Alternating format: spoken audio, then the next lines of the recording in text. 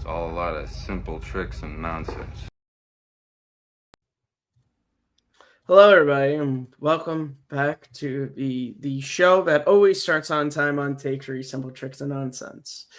I am one of your hosts, Matt Kearns, and that other guy over there is Abe Flores, and we have absolutely nothing substantial to talk about tonight. So I can't even imagine what kind of a show you're about to get. Okay, How you doing, Abe? like an exercise to know what we're going to talk about. I just went into Hollywood Reporter right now, and I'm Okay, going to read headlines of things that we okay, may talk about.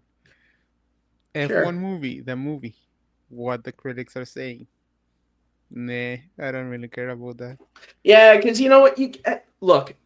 Maybe that can be a topic, but like I tend to take movies that get critic screenings and like critical reviews come out before the movie. I tend to take them with a grain of salt because it's like, who knows if it's actually good? You know, it's like you never really know how a movie is actually going to be received until it's released to the general public and most people are able to see it. Because with critics, it's like, there can be, So, I so don't we know. don't Yeah. care, right?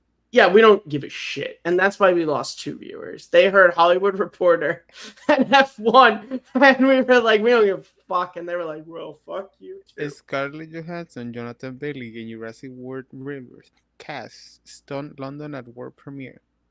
Nah, Wow. Are we going to look at fucking pictures of them? Like, no, fuck no. yeah, no, fuck that. This is like one of those headlines that like the studio pays for, right? That's one of those to where, yeah, no, because it's like, who the hell is getting paid to write an article about, look at how good these Hollywood actors looked on the red carpet premiere of their movie? My Also, God. I've seen Scarlett Johansson in other premieres. She's not as stunning as other pictures, so stun is an exaggeration. I'm I have opinions that maybe I should keep to myself. Okay, Harold and Kumar getting new sequel as Cobra Kai creators in deal to write direct exclusive. I gotta be honest, I think Hero and Kumar was kind of played out after the first movie. I've So never watched any of those films. I don't like the you kind of. should watch Hero and Kumar go to White Castle. It's pretty fucking good. Okay, when you mention, do you mention it at the show or before the show?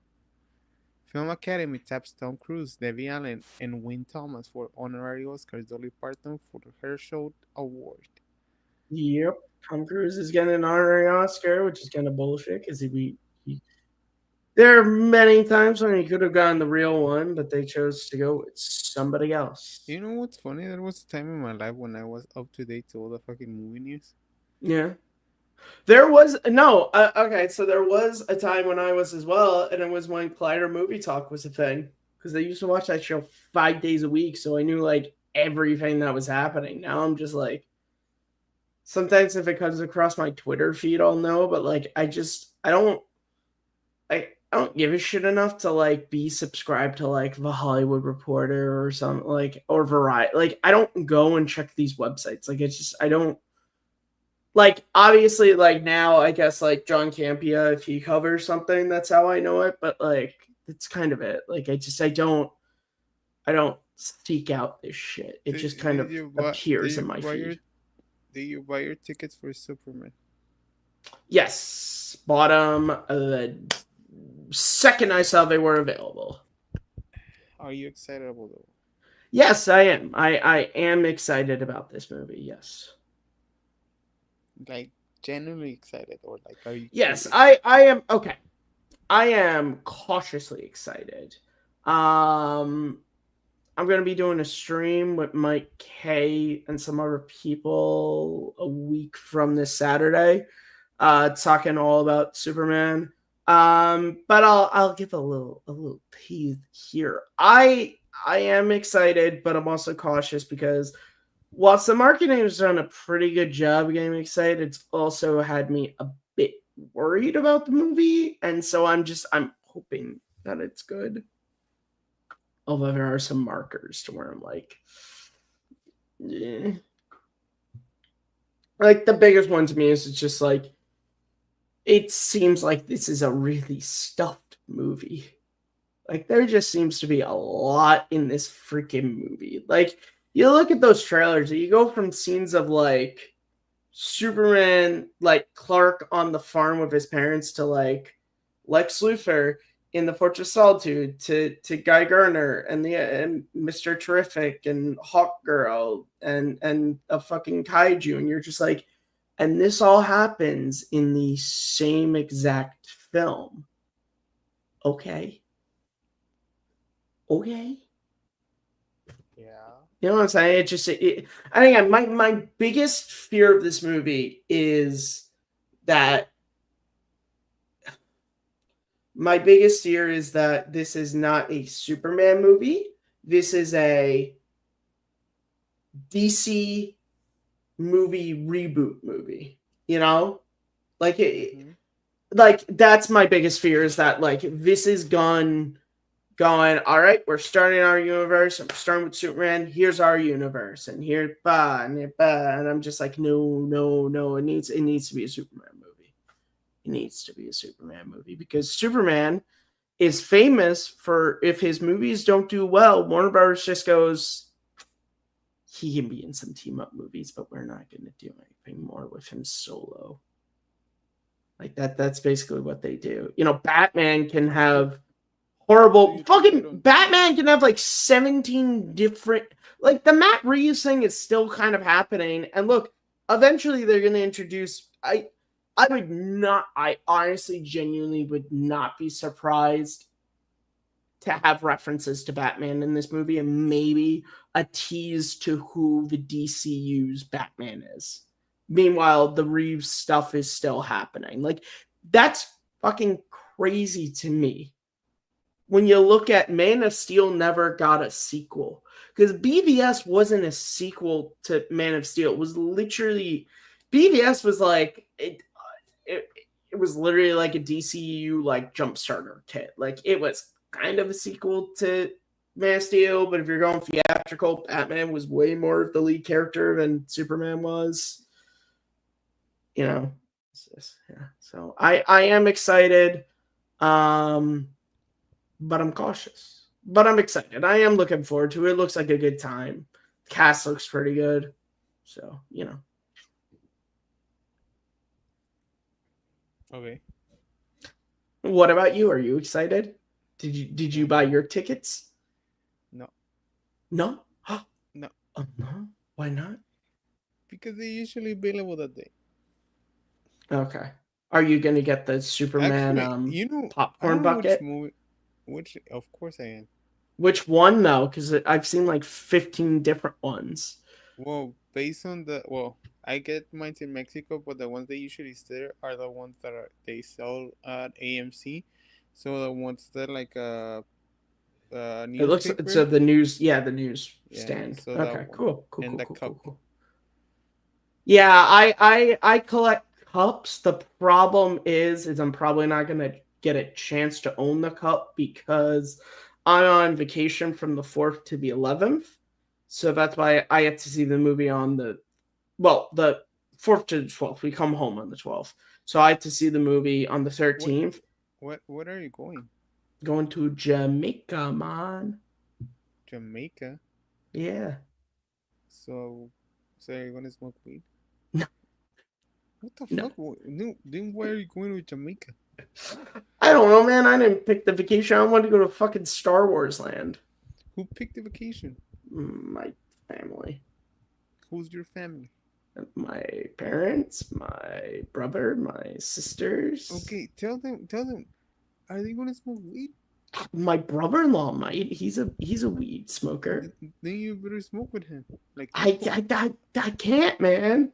Why? I've never smoked American weed, and I've heard Jamaican weed is like crack. Fuck yeah, Papa. How the fuck would you know? You've never been to Jamaica. Yeah, but like, dude. But I've listened to Bob Marley. It's basically the same fucking thing. But it's like coming to Mexico and not eating tacos, you know? I was gonna say something different when you said that. Or like going well, or not getting shot, yeah, right? But or not getting a churro, you know, which I did. Yeah. Hey, I remember when I went to Mexico as a kid, We got churros on the fucking line to get back into the United States. There Okay, you that's go. what we Yeah. did. That question: what Good kind of times. churros were they? What? Which kind of Fucking churros? brown ones? Are there different churros? Yeah, they're corn I churros, and they're like just the classic like brown fucking churro. the ones they saw at Costco. I don't have a Costco membership, so I wouldn't know. Huh?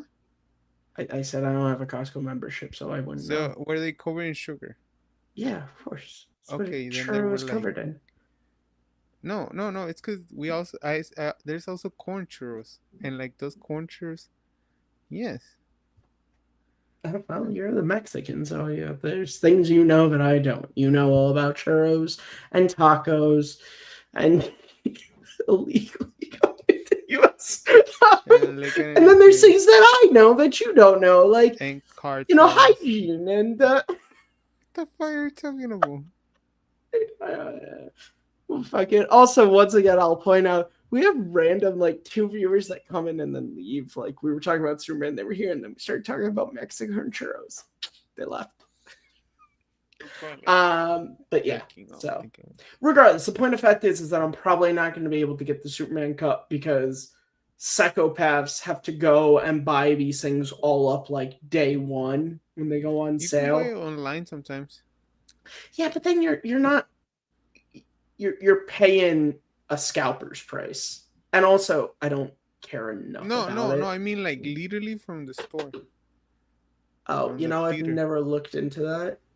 Like right now, I can buy a Stitch cup for $50. From AMC? Yes.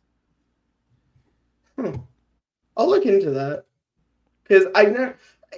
Because, okay, so like when Revenge of the Sith got re-released, I went the day Revenge of the Sith opened and I got the cup. And literally by Saturday, they were all sold out of all the cups and the popcorn buckets when I went to actually go and see the movie. Just because I don't collect the popcorn buckets, but I do. I don't have an extensive collection, but I do sometimes collect cups. Well, what the fuck even is the?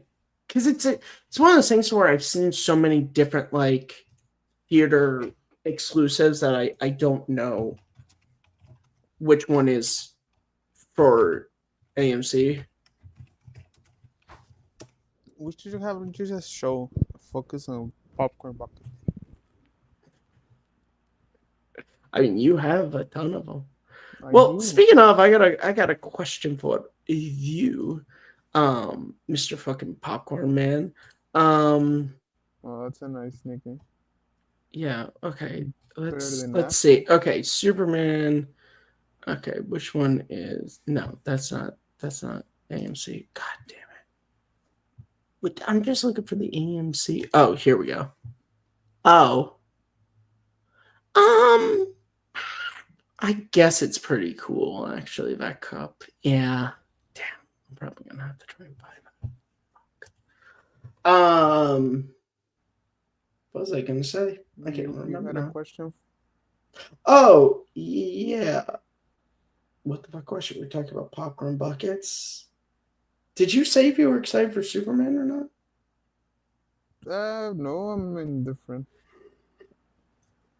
Excuse me, sorry. You know what it is, man? Like, through the years, I learned to not get excited about films because I'm gonna get disappointed. That's a good way to be, honestly. I mean, most of the time, so I've come to the point that I'm just gonna watch them. That's a good way to. Now, do you still watch like trailers and stuff, or do you just stay away from that unless you're like in the theater and you can't avoid it? No, yeah, I don't. Okay. Like before, I would watch like usually trailers release like what around 6 a.m. Well, my time, which is 9 a.m. EST. I will wake up like before going to school, and that was the first thing I would do. Trailers. Like I would watch all the trailers that came out that day. So let's say you have like the most random Steven Spielberg movie and the indie A24 and a big blockbuster, and I would watch the trailer, keep up with it. However, with time, I don't wake up at 6 anymore, and my YouTube algorithm have changed, so I don't get any of those anymore. I honestly feel like I see more trailers on Twitter than I do on like basically what happens is I'll be on Twitter, I'll see the trailer, watch it on that, and then later on I'll watch it on YouTube. Yeah, I will literally some trailers I would like. I need to watch this in the computer because I don't want to watch it in my cheaty phone. Yeah, Like I can understand that, I but will I don't connect have the. the willpower to do that. No, yeah, not anymore. I don't have the willpower to do that. But Also, yeah. it can still play that you get it like you don't want to get spoiled. Not spoiled, but like visually speaking, that you want to be visually surprised. Like, oh, I haven't watched this, or a joke, or something. Yeah, no, I totally respect people who stay away from trailers because that's true. Because then, yeah, it's like, because the thing is like, people sit there and they go, oh, like, I mean, there are some trailers that do famously spoil movies, but even just like you said, even just like knowing like a line is coming up, or like, or like when they bait a character's death, but there's sequences that you've seen them in that have not happened yet. So you're like, well, clearly they're not dead. Like one of the most famous is Pearl Harbor, the Ben Affleck movie. Like famously, stupidly showed up. The trailer shows a bunch of stuff of Ben Affleck like during the Pearl Harbor attack. But then in the movie, there's that whole section where you're supposed to think he's dead. It's like, well, anyone with half a brain who watched the trailers knows he's not because they have not seen all those scenes of him. The only thing I would do is like I would give so much credit if a movie would do that, if they would put footage of an actor in sequences later in the movie when they die and they're not actually there later on. I would be like, you know what? Applause. But no one's going to go to the trouble of doing that. The most you got was like Taskmaster was like on the poster for Thunderbolts and they killed her off like really early. Well, But I've heard conflicting. I have heard conflicting things that Taskmaster was supposed to be a character in it, and then they like basically just edited her out of the movie because they wanted like I've heard that they changed it in like they reshot scenes and they like edited her out and they added in that new scene because they wanted you to not know who was gonna live.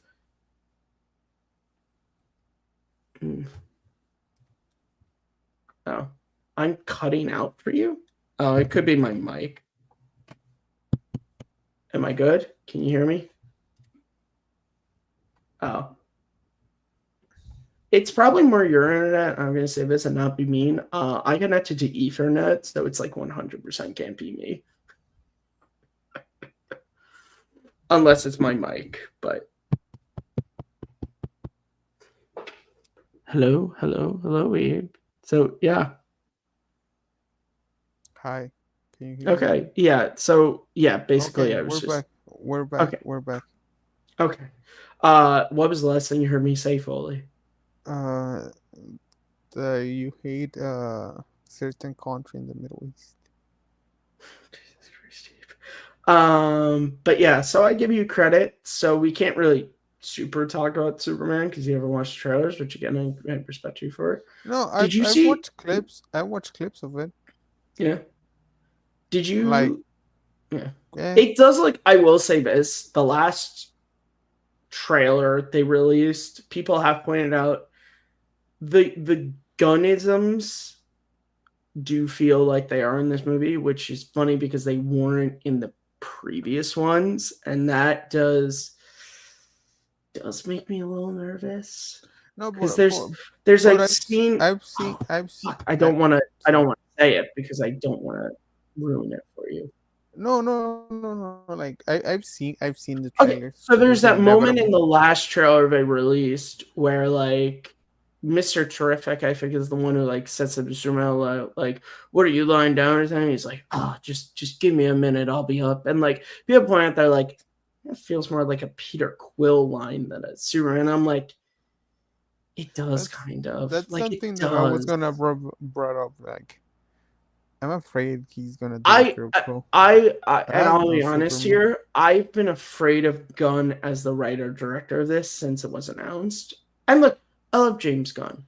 The Guardians trilogy is great. I think his Suicide Squad is great. I think Peacemaker is one of the best comic book things to come out in the last couple of years.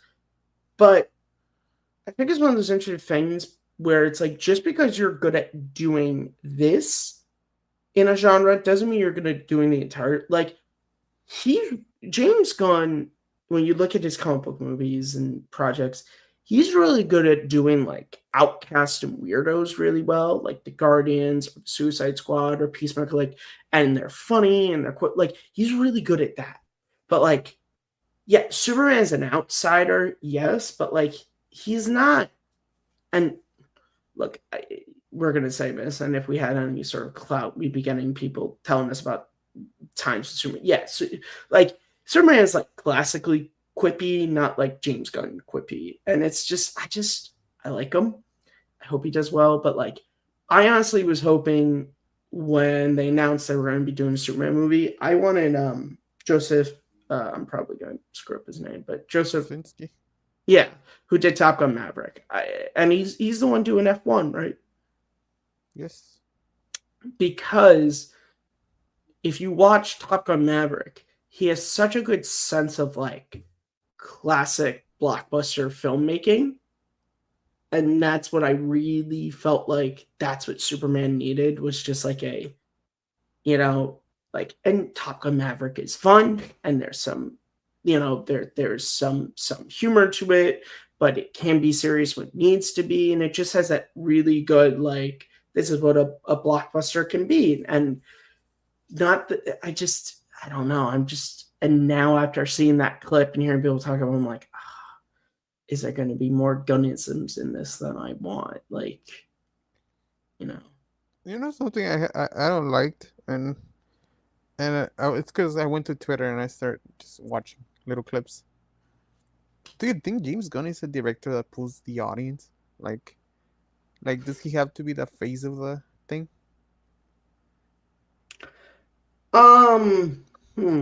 That's a great question. I don't think he's on the level of like a Chris Nolan when it comes to that. To where like people will go and watch a Chris Nolan movie because it's a Christopher Nolan movie.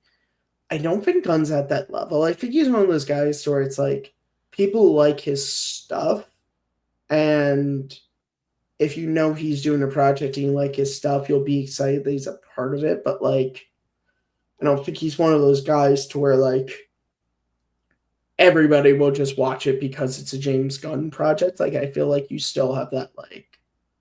I mean, thinking about it now that looking at the cast, right?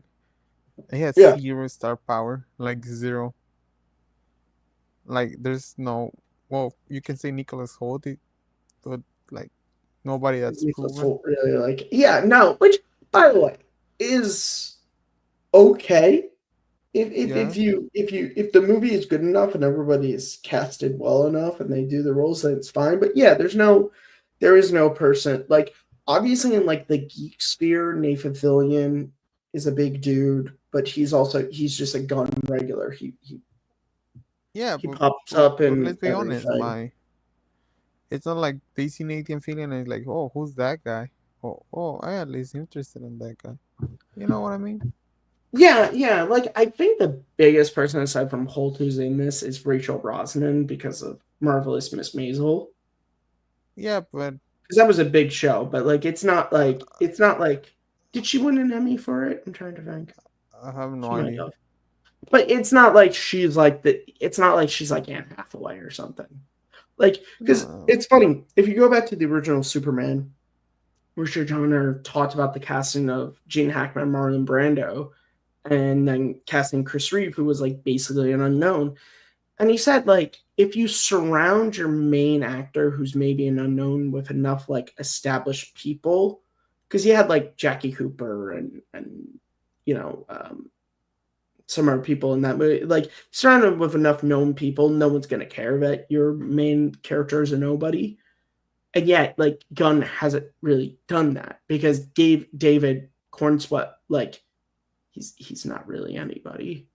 Like, he was in Twisters, but like he wasn't like he was like the like no one really walked away from Twisters being like, man, that David Cornsweet, am I right? It's so funny because I was thinking about this the other No, yeah, day you're when right. he got it.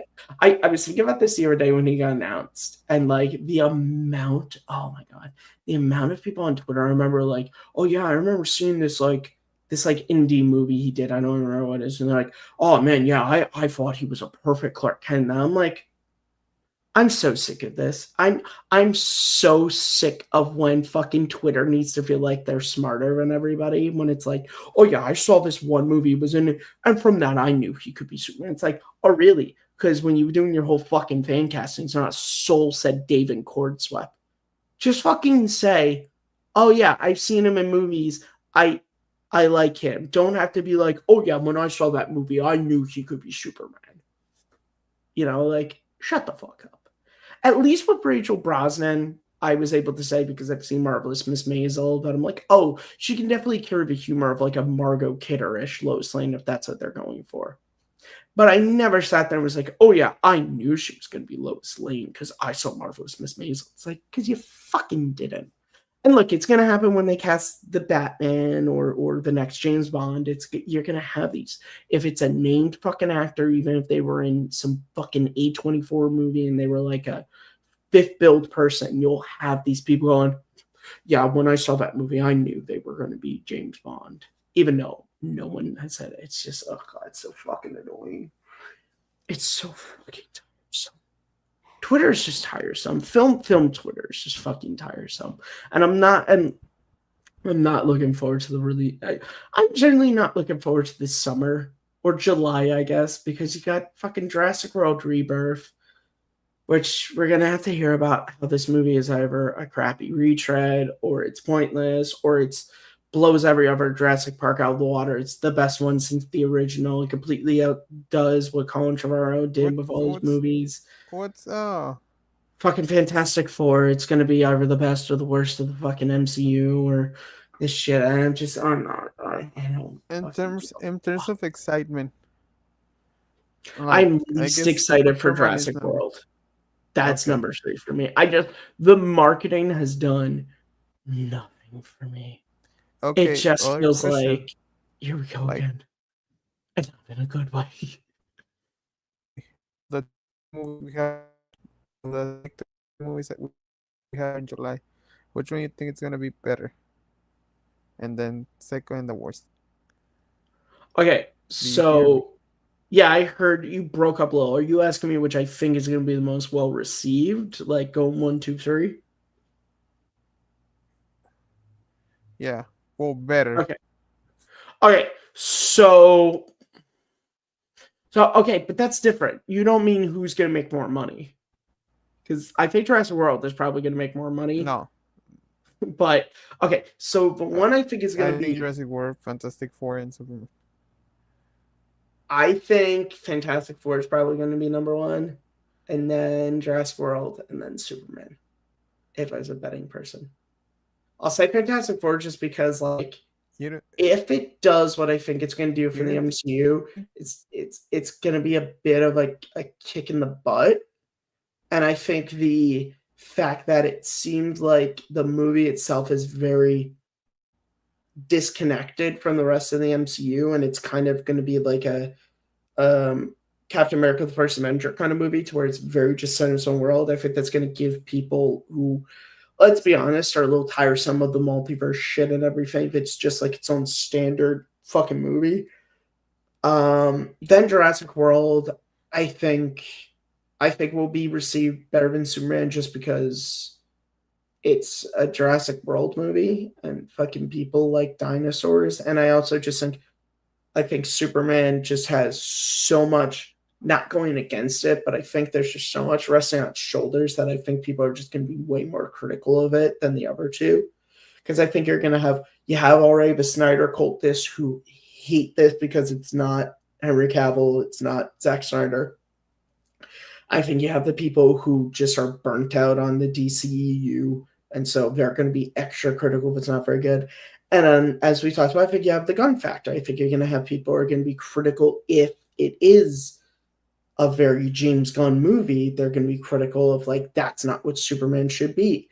I just think it has too much baggage that I just think it's not going to it's just not going to be spared. Which sucks because it's the one I'm most excited to see out of the three.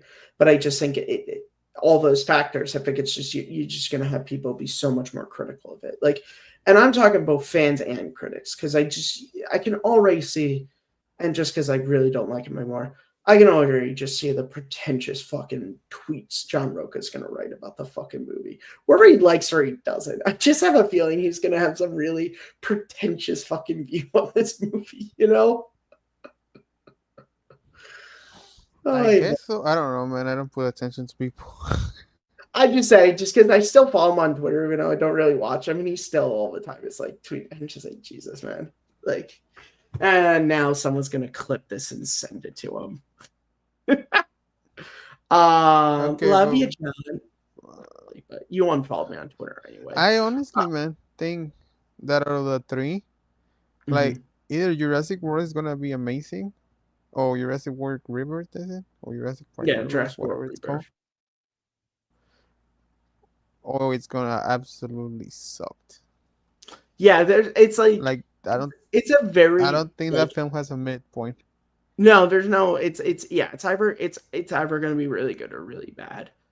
I don't think that's gonna affect the money at all because like the Jurassic fucking World movies do fucking bangers. And I think I'll be perfectly honest here.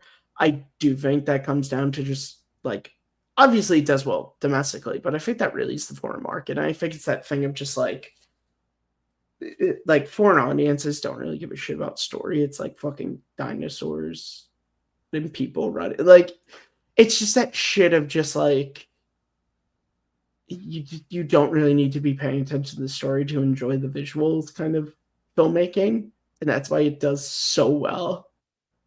Well, I'm I not trying to guess be so. mean. It's just like but it's the truth, and that's been proven like time and time again with other things. Like the Expendables movies did great overseas. They didn't give a shit about the story. They just saw Sylvester Stallone and company just like fucking shooting people up, and they were like, "Oh, this is cool." And that's not like a language barrier thing or something. It's just like I think like China and like these other markets, I think they're just so much more with foreign movies. I'm not so much sure about like their country movies with foreign films. I think they're just way more like visually interested than they are like story wise. Like I just don't see many Chinese audiences who are like, can't wait to see the fucking like evolving story of Expendables 2. Like, No, also, you know what I'm also saying? Like, it comes that not of the. Well, I get pretty much all the American films. Well, yeah, like in China, there's a limited amount of releases they get yeah, from yeah, America because they try to yeah, protect their industry, even yeah, because India and stuff they're like that. very strict on like I mean I did a whole when I was in college, I was in a it was called Global Media News was the class, and it was cool because we got split. The class got split into two teams, and basically you picked like a country and a focus, and mine was film in China. So I spent an entire semester like reading articles and all this, and yeah, there's like stingent for foreign movies. There's like stingent rules they have on like what can be shown, and that's why a lot of movies, if you were to see the Chinese version, like have stuff edited out just because of like what's considered acceptable in their country and everything. But yeah, Yeah, that's how I found out that the just simple Expendables movies example. did fucking great over there. Was doing that research. Like I don't get a lot of like in Mexico. You don't get a lot of American comedies because they don't appeal here. Like it's rare that you get like a comedy that opens more than 2 weeks, for example, and they Mm-hmm. usually take what's wrong. No, I bit my lip. I'm gonna be honest, and so I was just like Uh, sucking in the pain. Yeah, you're sorry. such. Yeah, yeah, no, yeah, I get that. You know, Yeah, no, for it's just example, like yeah, different countries. the new Little, the new Lilo and Stitch is the most successful film of all time in Mexico. Like what the fuck? I haven't even watched it. Really, the Yes, most successful film in Mexico? of all time. Yeah. What are you laughing at? I think he's watching something. He's writing it down.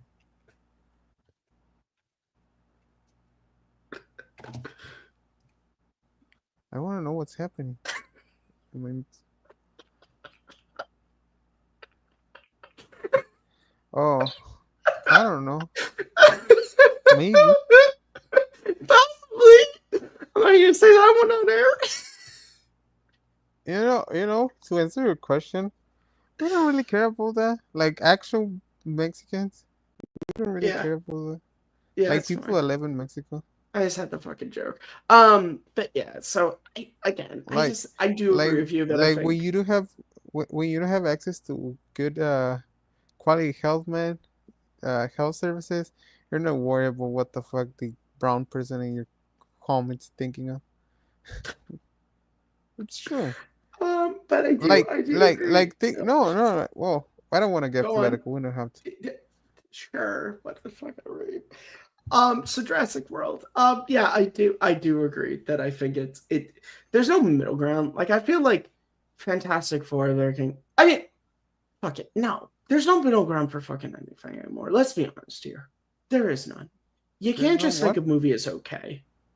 Of Fantastic Four?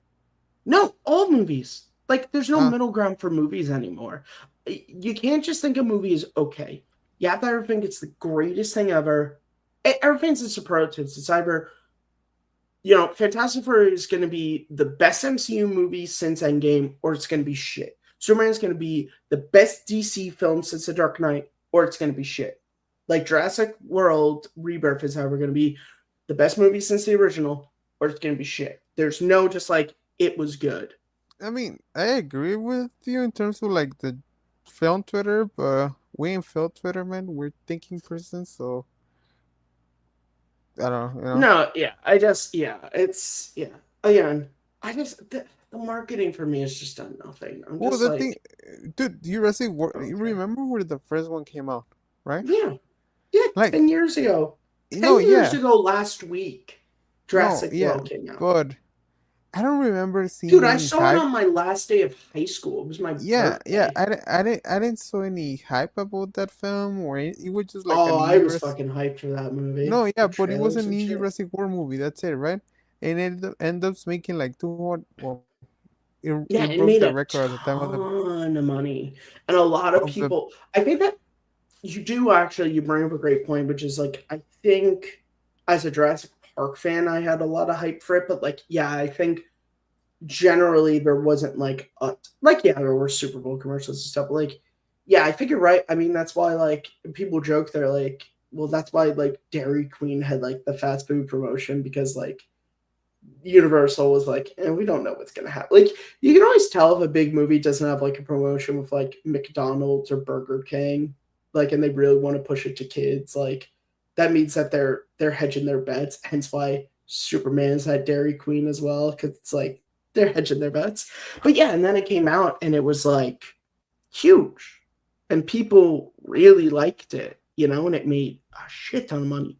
It ended up getting passed by did it? I know domestically it got passed by Force Awakens, but I don't think globally it got passed. I think it was still So ahead of Force Awakens globally. if I'm not mistaken, this was it. So the biggest opening was the first Avengers. So Yes. once you hit the 200 range, then Mhm. Jurassic World took it like a two. What was Jurassic World? I think like 29 something like that. Yeah, but then 209. Star Wars took it domestically in December. Then Star Wars took it to like 247, Hmm. and then fucking Endgame went to 350. Yeah. Like the Force Awakens Shatterer, fucking Endgame fucking Yeah, well, turn because then fire on. then remember, Endgame started competing with Avatar globally, and it overtook it until Yeah, Avatar then randomly they were like, we're doing a re-release of Avatar. And then remember when Endgame did their re-release of Endgame with like deleted scenes added in? yeah. They just started like fucking flip flop. Oh my god. Oh, Do you think? I fuck mean, I'm not gonna Avatar. say ever, but to 350 million, I know. 57 It's like million dude, in a it's weekend, three so days. okay. And okay, this is where we get old man about this, but like, do you remember seeing that movie? Do you remember the Yes. hype being built towards that fucking movie? Yes. And then to have it fucking deliver? Like, I remember being in a theater on opening day, Bro, I was seeing the that movie. I was the hype machine. It was huge. Like, it was huge. Like, and it's so funny to like talk about the MCU now to where it's like, let's be honest here, like fucking look at Ironheart. Like, fuck it, how many people even know that shit's coming out this month? You know, like, Is it and come I'll out even this say month? Ironheart is coming out on Disney Plus this month. Oh, really? Oh, nice. Yeah, fucking exact. I literally did not know, and then I was at a restaurant on Saturday, and they had like a trailer, and I was like, "Is that fucking Ironheart?" And I looked it up. I was like, "Oh yeah, that's coming out this month." But like even you look at like Fantastic Four, and it's like, yeah, people are, I guess, excited for it, but like, there's no like, not it's not like it used to be. Like it used to be that every MCU movie was like an event when they came out, and now it's like, yeah, which is, let's be honest here. If we can blame, and I'll be perfect fucking honest, like it's fucking Disney Plus's fault because Disney Plus wasn't doing well, and so they were just like, we need a bunch of MCU content to just be on here so that people keep coming back, and it's like it's just over They flooded it to where it's they just like no one gives a sabotage shit anymore. themselves. Yes, I will That's be what right happened. back. Matthew will be right while he comes back. I'll go with you with the biggest opening weekends by season. So for spring was Avengers Endgame. For summer was Deadpool and Wolverine. For fall it was It. For holiday season was Spider-Man No Way Home. And for winter it was Black Panther.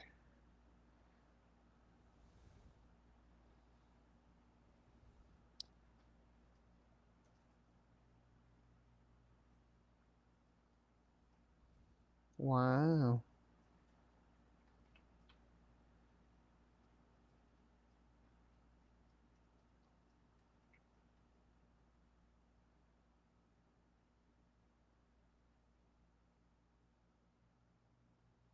Sorry, I like desperately needed a drink.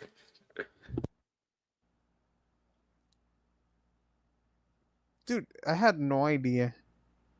Like the okay, so we were talking opening weekends, right? Yeah, yeah, yeah. So the second biggest opening weekend of all time, and this is how disassociated I was at the time, was the Spider-Man No Way Home. That should open with 260. Like, That shit? And I do yeah, mean that shit because I don't like that movie, really. no, but it opened with but no, I don't. Like out of the three, I think it's the one that I wouldn't rewatch. I like the second one more. I think the second one's my favorite. I wouldn't rewatch any of them. Yeah, but that's because you're a bitch, man. So. If I was to rewatch any of them, it would be No Way Home. But just like the Andrew Garfield stuff, I would rewatch. I think the Green Goblin stuff, like Yeah, everything Willem like Dafoe does, is great. it's so funny. Like I think, okay, if I was to rewatch any of them as a movie, yeah, I would probably agree. I would watch Far From. That's the second one, right? Far From Home.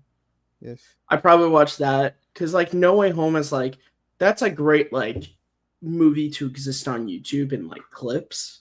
Like so you will watch like clips of Willem Dafoe or clips of Andrew Garfield, but like I would not sit down and watch the entirety of that fucking movie again. And then it was then it was Infinity War, which was at 257.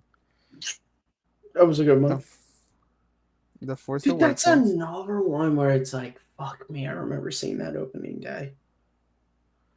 I mean, I think I watched every single one opening day. No, but you know what I'm saying? Like I just remember seeing it and like that moment of like Thanos sitting down watching the sunset, and it just like there was no to be continued. It was just like the credits just rolled, and you like everyone just sat there, just like You know what's funny that you mentioned, like what happened to Marvel, is that you see yeah, like what the fuck? How come Deadpool and Wolverine can open at 211 mhm. like a year from ago, and like Mhm. what happened to Thunderbolts and stuff. Also, you see like Wakanda Forever opens at 181, makes Okay, 450. because like, let's be honest here, Deadpool and Wolverine, like, one, the Deadpool movies were very well received, and they brought back fucking Hugh Jackman. Oh yeah, I know, boy. And then there were all the rumors of like who was going to be in it, and so people went to see it to see who from these older movies would pop up. Like, yeah, there were a lot of factors of why Wakanda Forever. I think honestly, I'm gonna be pretty honest. I still haven't seen it. Like, Wakanda Forever really just had like, and it's not the movie's fault, but it had the hard thing of like, well, like fucking Black Panther's dead, so like, the fuck is the point of watching this movie? You know which one was? I think the one that I don't want to say the nail in Sure, the Ryan coffin. Gosling's gonna play. No, but the one that put the nail in I'm the kidding. coffin of the interest of people. Hmm. I mean, I'm not saying MCU cannot come back. But Ant-Man and the Wasp: Quantumania. Which Like, is a movie I love. yeah, we're a bitch. We established that. Yeah, well, fuck you. And you're a simp, so. There you go. I mean, there's nothing wrong with calling each other names, No. like little Irishmen. Like, fucking mini churro. Exactly. You Or can who am tell I my kidding? You're extra large churro. What am I saying? where's my I forgot what they're called. Forget it. Uh, no, but like it's been a while. Don't talk numbers. But like that should open 100 million. You know, like that's a good Mm-hmm. opening. Yeah. But then it just plummeted. Yeah, Josh, yeah. Like Again, I plummeted really like the movie, but 70%, yeah. 60. It just faded away so It's fast, hard and to say what the like true depth of the MCU was. I think it was just oversaturation. I think there was just too much, and I think there was too much, and it just wasn't all good, I which I, it couldn't be. I honestly man think the pandemic. Well, No, but like I know the quality wise, maybe you can question, but you were in hmm, a role, so people were interested in the thing, and then you shut down for like 2 years, and there's no way to go back. no, okay, but I'm sorry, but you can't say they were on a roll because, like, right, they do Endgame, and then they do Far From Home, and then what is it? WandaVision's the next thing after that. Doctor Strange, the multiverse. No, I but mean, like on a because roll in like terms of Black Widow was done in the can before the pandemic. It got released during the pandemic, but that shit was done in a can. So you can't tell me they were on a fucking roll when they gave us that thing. no, but I'm just saying in terms of quality, right? I know what I mean. I guess. I'm not saying in terms of quality, but we were more nice to MCU films, and once you started Well, running, okay, okay, but you I think we do have to talk about quantity because I think, and this is something that everyone's talked about, is like the pandemic, just the rise of this super rise of streaming just changed everything because suddenly everybody just had so many more options of shit to watch. have you It's watched Shang-Chi? no, Okay, it's like you watch Black Widow and you say like, oh, this is alright. Then you watch Shang-Chi and you're like, oh, this is fucking awesome. Like yeah. all, Then you watch like Eternals, and you're like, and "The they're fuck like, is what the fuck this?" am I watching?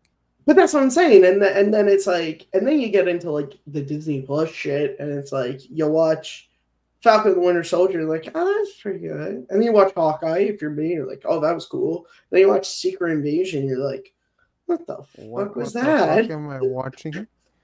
Dude, you can go That back if you give a shit. You can watch me and Abe talk about Secret Invasion's first two episodes, and we're like hyped. I'm like, fucking Ben Mendelsohn's awesome. And then you just watch our slow decline when we talk about the end, and we're like, what the fuck was that? BT Dubs, they have they just ignored Amelia Clark having every Avenger's power? I think they have. Because, like, she's gotta pop up in one of these fucking team up movies. They gotta do something with her. She literally has all of the powers of the Avengers, and she's just walking around right now. I'm just saying. Nobody remembers Secret Invasion. I know, but still. I I remember because of how disappointed I was. Yeah, no, it was such shit. Then you had Like She-Hulk, which I liked, but was very divisive. I liked it.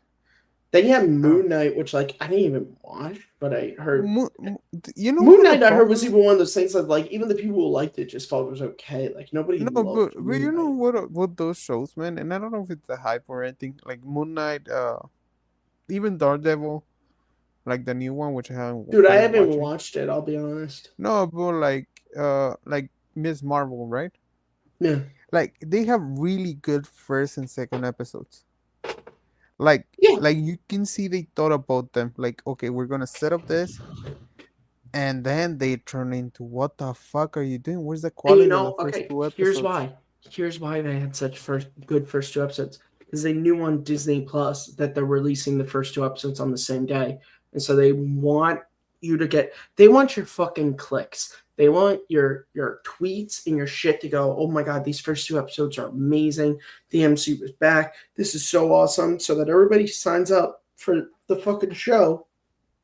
And then you watch the rest of these shows and you just keep hoping that the quality is going to get back to those first two episodes, and most of the time it doesn't, but they don't give a shit because they already got your money for the month, so they don't give I, a fuck. I think in terms of quality, the only one that you can say like, oh, this is a pretty. I think One Division. Oh, the last episode kind of sucked. Go ahead. I'm still listening. I just have to do something. Okay, Matthew has to go scratch his foot. He'll come back. Screw Uh, you, just keep talking. I'm listening.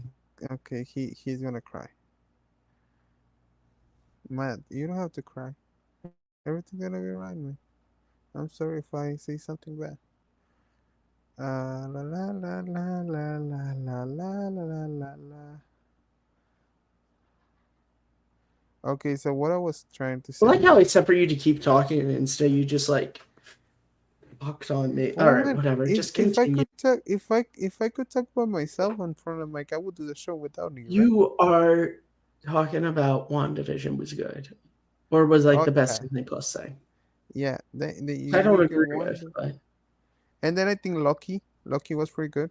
I don't I I never think watched it.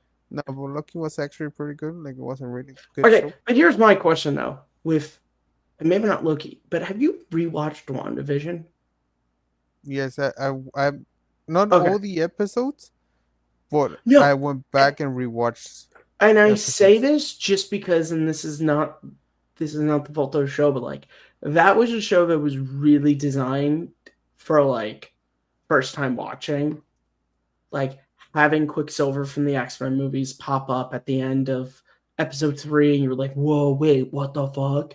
And that having like that shit like, but I'm not so sure. That's why I've never rewatched it. Like I don't know if it works as well on a No, rewatch. it, no, it does. Well, I haven't watched all of it because like who Yeah. goes back and rewatch a whole show is like, oh, well, maybe just 8 episodes, I but mean, I watch Hawkeye every year around Christmas. yeah, but it's you, man.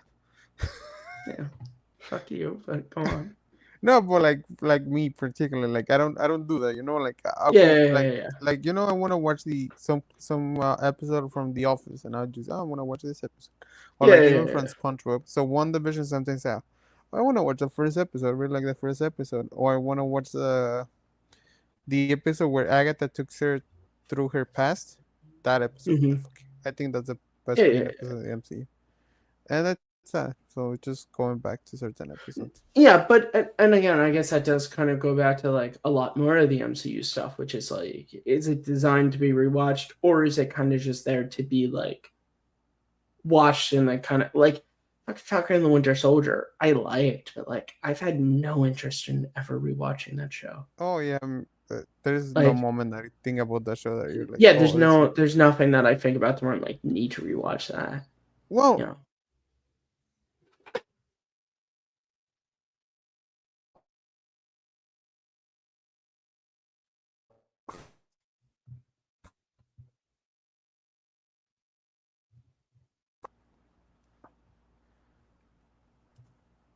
I lost you. You're frozen.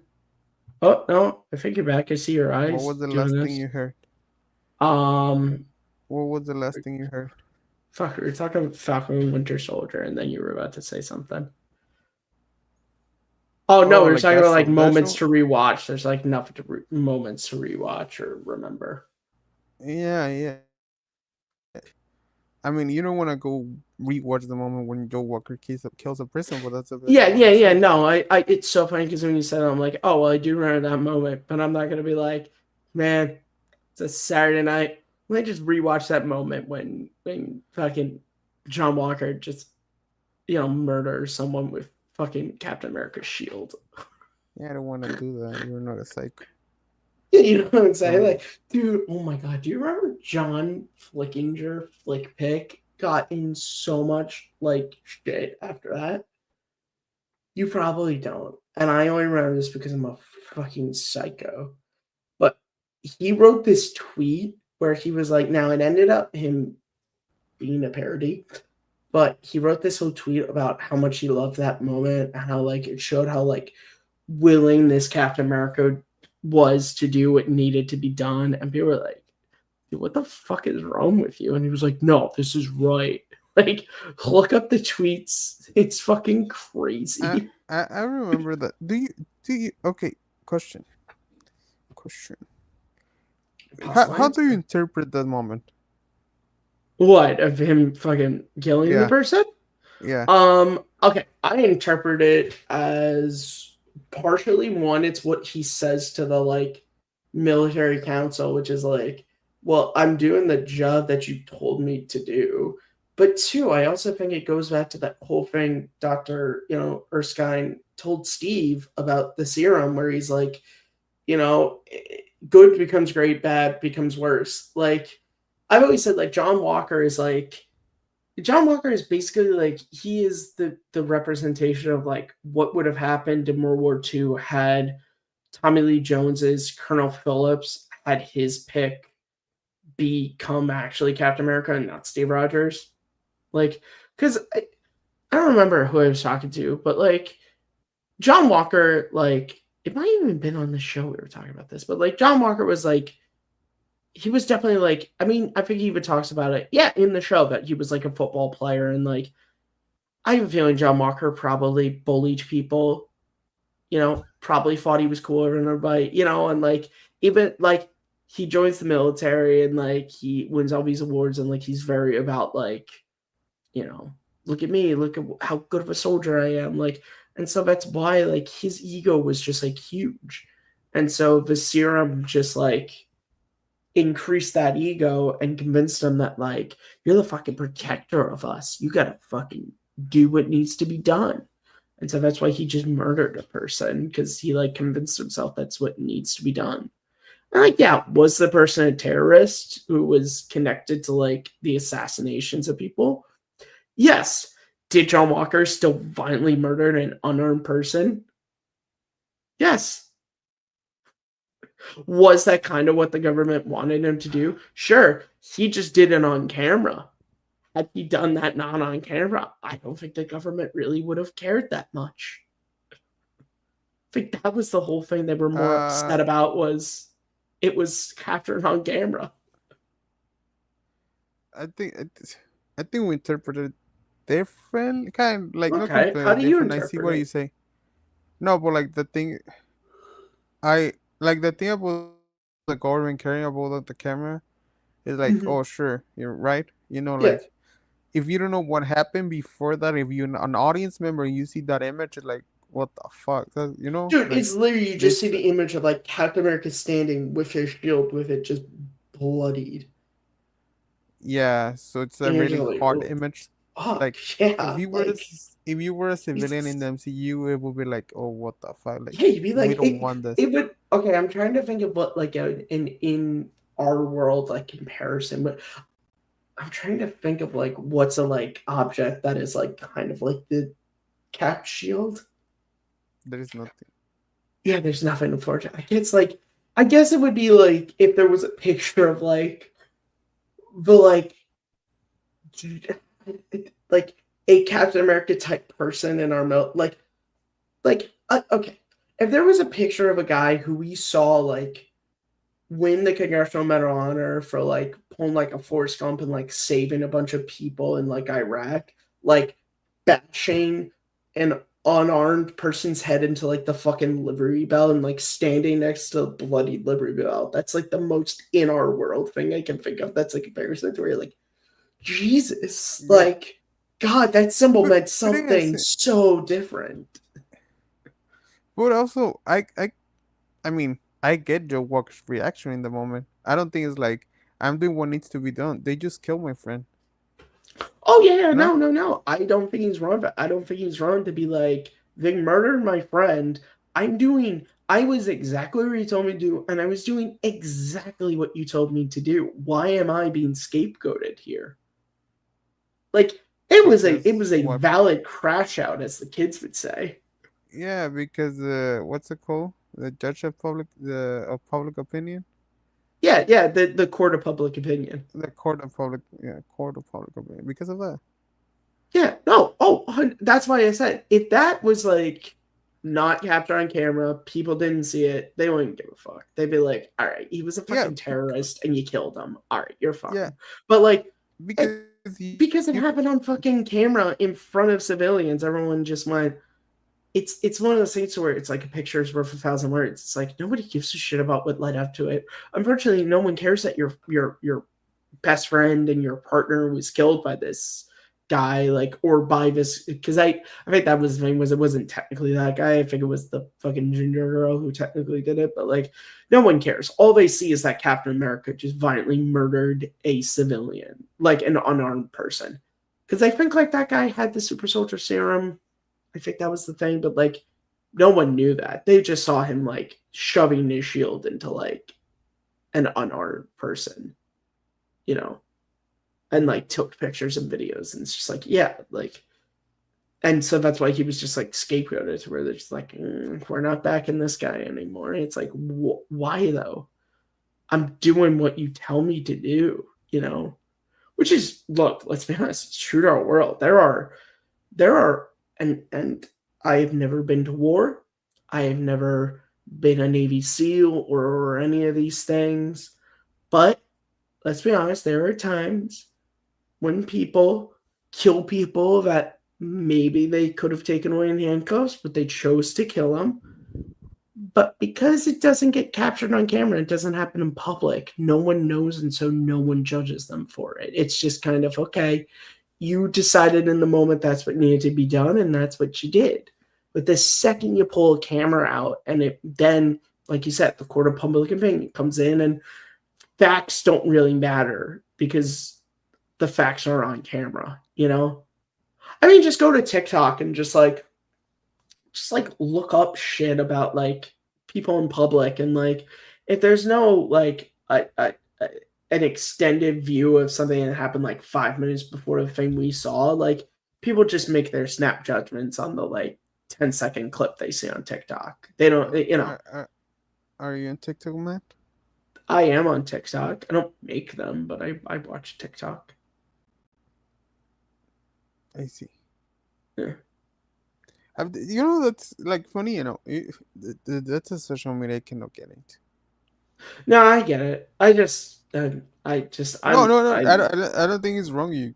Anybody uses it, you know, whatever. yeah. But like overall, it's like sometimes I hear like, oh yeah, what's this on TikTok? And maybe it's Mhm. each algorithm, right? Because of course I watch fucking Yeah, reels on no. YouTube and stuff. But like Yes, this one I is don't watch YouTube Shorts. I can't get into fucking YouTube Shorts or Instagram Reels. yeah. So I think it's different kind of content. But sometimes Yeah. like some friends mention, oh yeah, I watch this on TikTok, and you're like, what the fuck is your algorithm talking about? Like these are fucking weird ass conspiracy theories about what Oh the yeah, fuck? no, you have those.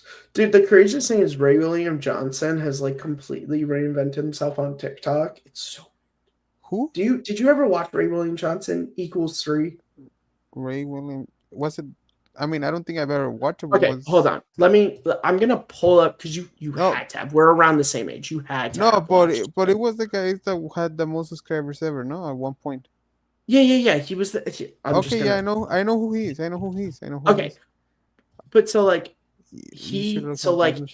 his YouTube channel was like he would literally take like 3 viral videos and like add his own content and stuff. But like his shit on TikTok now, because like when I found him on TikTok, because he like left YouTube years ago and whatever, and like I found him on TikTok, I was like, oh my god, this is awesome. Because I'm thinking like, oh, he's gonna be like reviewing like TikTok videos and shit. It's gonna be funny again.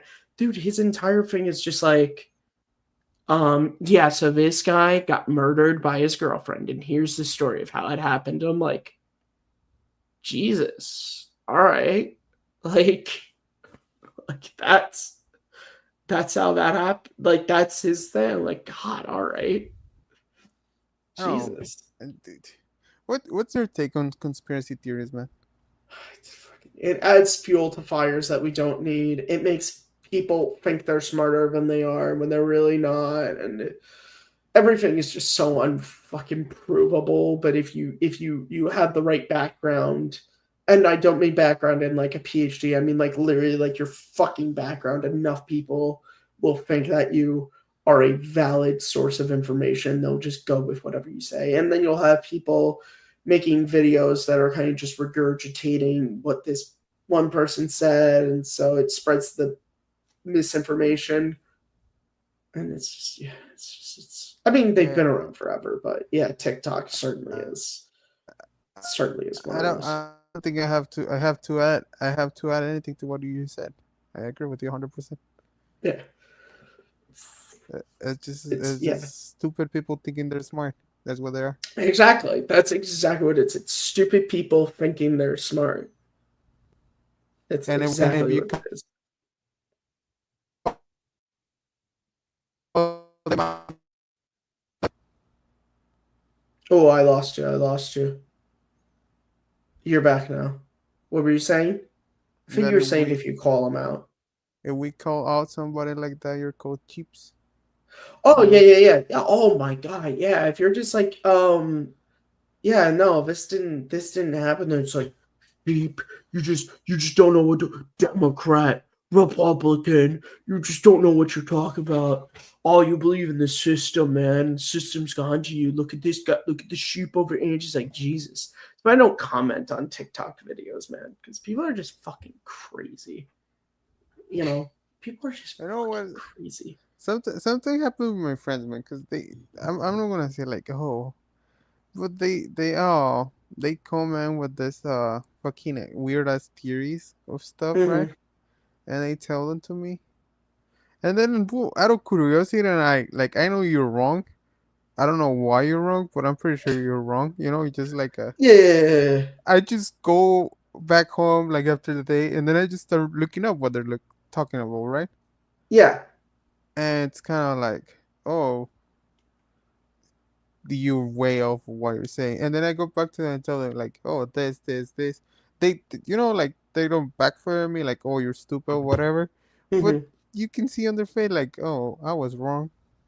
yeah. There's that like when you, it's like the Pokemon thing to where it's just like they used facts. It was very effective. Like you're just like, oh, because I think, and I don't know your friends, but I think your friends, unfortunately, there's people like, well, I saw on TikTok from this guy. He was wearing a button-up shirt and a nice tie and dress pants. Surely he knows exactly what he's talking about. And I've said it, so surely I sound smart. And then when you come back, like, yeah, that's not how that works. Then Yeah, they it feel it like stupid. it overall, like on the internet, it's Everyone a likes to feel discussion. smart. Let's be honest. Yeah, Everybody likes to feel smart, but there are some people who like to feel smart who don't want to do simple work to become smart. They would like to just have it be spoon fed to them. no, You and know, it's fun because I have like this they don't want to conversation. have to spend time reading books or first accounts of things or watching documentaries. They'd rather just like have some fucking TikTok video tell them shit, and then they can just regurgitate said TikTok video and be smart. Yeah. I'm not gonna say which topic because it's a hot topic right now. Yeah, yeah, yeah, yeah. I was talking with a friend right about it, and he sent me this fucking 35-minute video claiming what he was saying. He was making that argument based on that video. Yeah, Well, at least that's what it came through about. And I watched the yeah. video, and who's speaking? It's just this woman. right? Mm-hmm. And there's a right winged it, most likely. Mm-hmm. So it makes jokes to certain parts of the population, not related to what the video is trying. So at that point, you're losing me Yeah, because it's because like it's like I you're can not being clearly objective. tell you're right. Yeah, exactly. You're not objective. I can tell because of Yeah. like your leanings and your jokes towards this other group that this you're not being objective, which means I now have to take everything you say with a massive grain of salt. I And cannot take it as being true. then like going through her claims. It's like, okay, you make some valid points. I'm not gonna say, oh, this video is not Mm-hmm. completely like Yeah, it's true. Like not everything they say is wrong, but the main claim they were making, I just look up, could put three sources, reputable sources. yeah, We believe in the reputable. New Yeah, York Times. We believe in CNN. Like they have they have yeah, a history of being right yeah. Being on their take. reputable. Yeah. We have agree as a society. Like they're probably right. Yeah. Like the New York Times, the Boston Globe, like there Yeah. are publications to where it's like, Even if they're like right or left leaning, right? yeah, right. The leaning doesn't matter. It's like we have established over years of this publication, whether in print or video or online, that they are a reputable source of information. Yeah, and just a simple Google search, man, Yeah, serve to disprove the thesis it's the of the funniest video. thing that it's like you can find it within like the first two or Yeah, three search yeah, and results. then I just went back and just back up. I haven't gone back to my friends saying, "Hey, motherfucker, Yeah, this is yeah, what I yeah. find." You're a fucking idiot. But it took me like, let's say, 30 minutes of just reading a couple articles, Yeah. To just be watching like, oh, this little is videos. bullshit. Okay, yeah, exactly. It's crazy, isn't it? And like being so brave as a person, and like thinking like, I'm gonna go there and I'm gonna claim this with such a big balls, like this is the truth. It's like, no, bro, like I don't, you can call me left leaning, whatever, Hmm. like what the social, I don't know what you want Yeah. to call me. But I also went to school, man, and I went to school for science, and something they taught me about is do your fucking research. Like, whoa. Yeah. I Like, mean, even Jesus, even me, like as somebody who like I'm well educated and I went to school for, I was a media and communications major, but like fuck it, man. Like even I in my non-media classes, and even some of my, I mean, I took journalism classes, so like I'm even educated on like writing for media and journalism. And it's like, yeah, gotta be fucking reputable. Like you have to have sources that are like reputable to the topic you're talking about. Like I did in my investigative journalism uh class, we had our final project was to do an investigative piece on like a topic. And it was interesting because it was like before you wrote it, you had to have like two or three like sources or like interviewees you were going to use, and you like met with your professor. And like mine was on like bullying in school. And one of my people was like my old high school guidance counselor, that like she approved as like, oh yeah. And then the other one was my neighbor, who was like, she was a teacher in the public school systems. Like, yeah, because like for the topic I was doing, those are good people to talk about, a fucking teacher and a guidance counselor. Whereas like if I'm doing a topic on like bullying in schools, and I'm want to interview fucking, I don't know, the fucking manager of like the McDonald's I go to, like, yeah, that's probably not a fucking, doesn't mean that they're not smart, but they're probably not the best fucking reliable source to comment on this. yeah, yeah, Like yeah, probably yeah, not. yeah, exactly. Like, you don't want It's to like, come. but even look at us. So like science shit happens on this show. People should listen to you before they listen to me. Yeah, And we're both educated. We, as far as I know, you don't have a master's. You just have a no, bachelor's, right? yeah. So like we both have bachelor's degrees, but you have a bachelor's degree in science. I have one being in communications. People should listen to you about science shit before they listen to me. Yeah, and maybe I full shit, right? Yeah, Like, but your background would I at will least lead me welcome. to believe you more than myself. Yeah, Yeah, which yeah, is and kind of I'm also the welcome to problem be of the world we questionable. run into. And look, that goes back to even like shit like Dr. Oz and Dr. Phil being on Oprah Winfrey, and it's like, oh yeah, they were doctors, but you listen to some of the shit they say, you have to really question their credibility. But Yeah, yeah, yeah, fuck dude, it, they have dude. doctorates, so I guess Like, they're kind of like smart. I've been working in academia for eight months now, and you come across some stupid people with I mean, let's PhDs. okay. Let's be honest here. Ultimately, about degrees. Degrees, whether a bachelor's degree or master or doctorate. Well, doctorate maybe not, but a bachelor's and a master's. It doesn't so much mean that you're a genius in the subject. It means, I assume your school was the same as mine. Passing a class was a C, so it Yeah. means you got basically a C, at least a C in every one of your classes over maybe 4 or more years. Like your degree just basically means you completed a task. You No, no, completed a man, task with man. a lot of different It literally, things. like a PhD, literally means you know how to do research. That's what it Yeah, means. like that's basically what these things mean. It does not Yeah, mean it does not make you, because like I said, to get a I don't know about masters and doctorates, but at least to get a bachelor's at my school, you could have literally gotten a C in every single class you took, and you get that degree. no, no, no. That's what those degrees are. Like you know how to do research. You Yeah, know how to like you know question, how to read a and book and take a by test.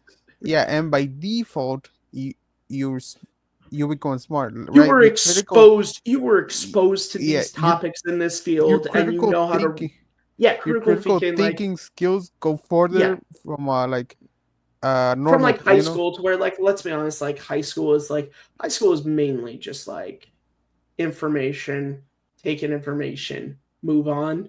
Like that's just the churning system of especially public schools, and Yeah. especially with like no child left behind. It's kind of just like and do the bare fucking minimum and you're fine.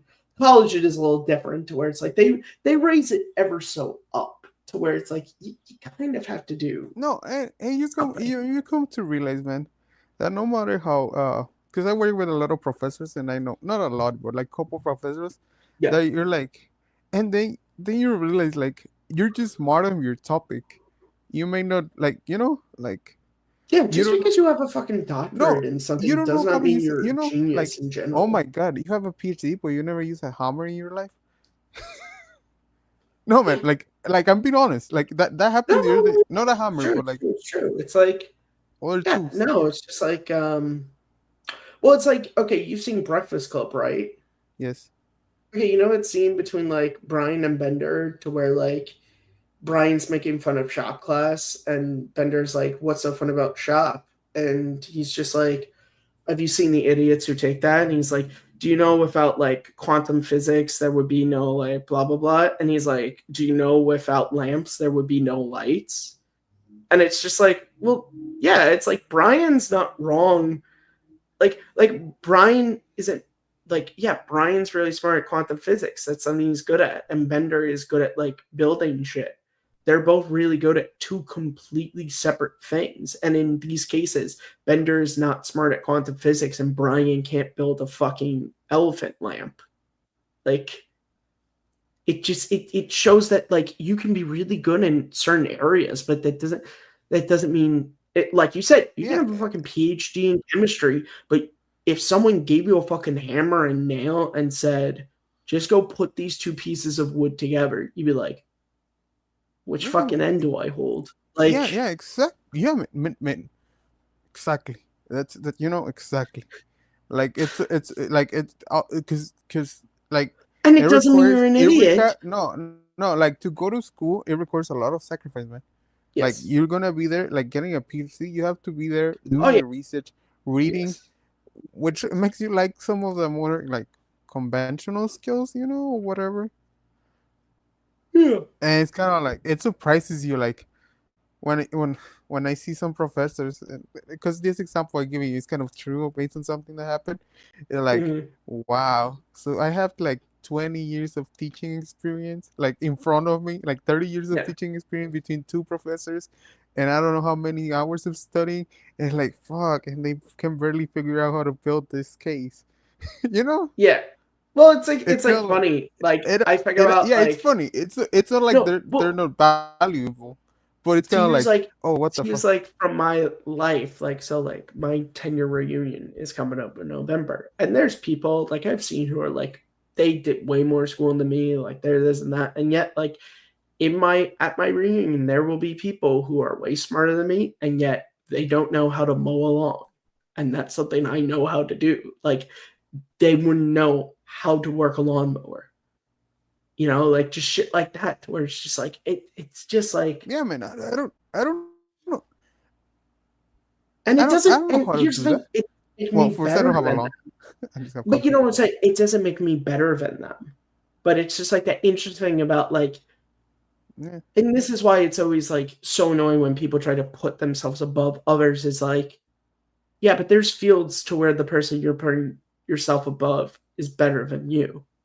Like, yeah, okay, you might be like, I have a fucking doctorate, and you have a fucking GED. I'm so much better than you. And yet, again, if you were like, okay, here's a bunch of wood and nails and chalk and like, yeah, I'll fucking build a house. They would be like, I have no fucking idea how to build a house. And then that person could go and build a fucking house. Like, you did. yeah, man. I know. I'm sorry. Don't fucking I put know the yourself crack. above people, motherfuckers, is No, what no, we're yeah. trying to say. I think that's the point. But Like, like, basically, I don't mean, do that. Like, don't I do know that. that I know the crackhead that we used to hire to fix the walls at home could have done what the two PhD guys were doing. Like, I'm being true, man, dude. And he could have done it like Oh, perfectly fine, like the finest work you've ever seen. it's true. And it's yeah, It's true. It's just like, yeah, it's like, okay, well, great example is my job. I am more educated in regards to like degrees and stuff I have than some of the people I work with. And yet, these chefs can cook shit that like, motherfucker, I burn cereal in a bowl. Like, and they can make fucking art on a plate. Like, I can't fucking do that. It's like, and again, I think that's just like the thing is just like, we would just live in such a better world if people thought like what we're saying, which is like, everybody is good at something. Even if what you think is stupid, like they're still good at it. Like just because you look down on it doesn't like, you know, like everybody's good at something. Even if it's something as simple as just like they can pee into a fucking urinal from 5 feet away. That's still a fucking accomplishment. Like that is something they're good at, like, you know what I'm saying? Like, that's a it's just, interesting example. I think that was from the other guys where he was like, he could piss in the urinal from 5 feet away. Like, but I'm using that as like an No, extreme yeah, like example of just like everybody is good at something. So just like yeah, fuck off if you think you're better than somebody else. And yes, I know we all yeah, have those moments when like we all have those like every. we all have those moments when we Go deal ahead, with go ahead, people who go are ahead. assholes to us and we convince ourselves that we're better at them than X to feel better. Like, okay, in those moments, sure. Like you can do that to just feel better about the situation you're in, but like don't walk around doing that with fucking everybody. Because that's how you get fucked up, basically. Yeah, like I think it's more about bad. Like, there's not only values at books and stuff. There's values at way more things. You know, Mhm.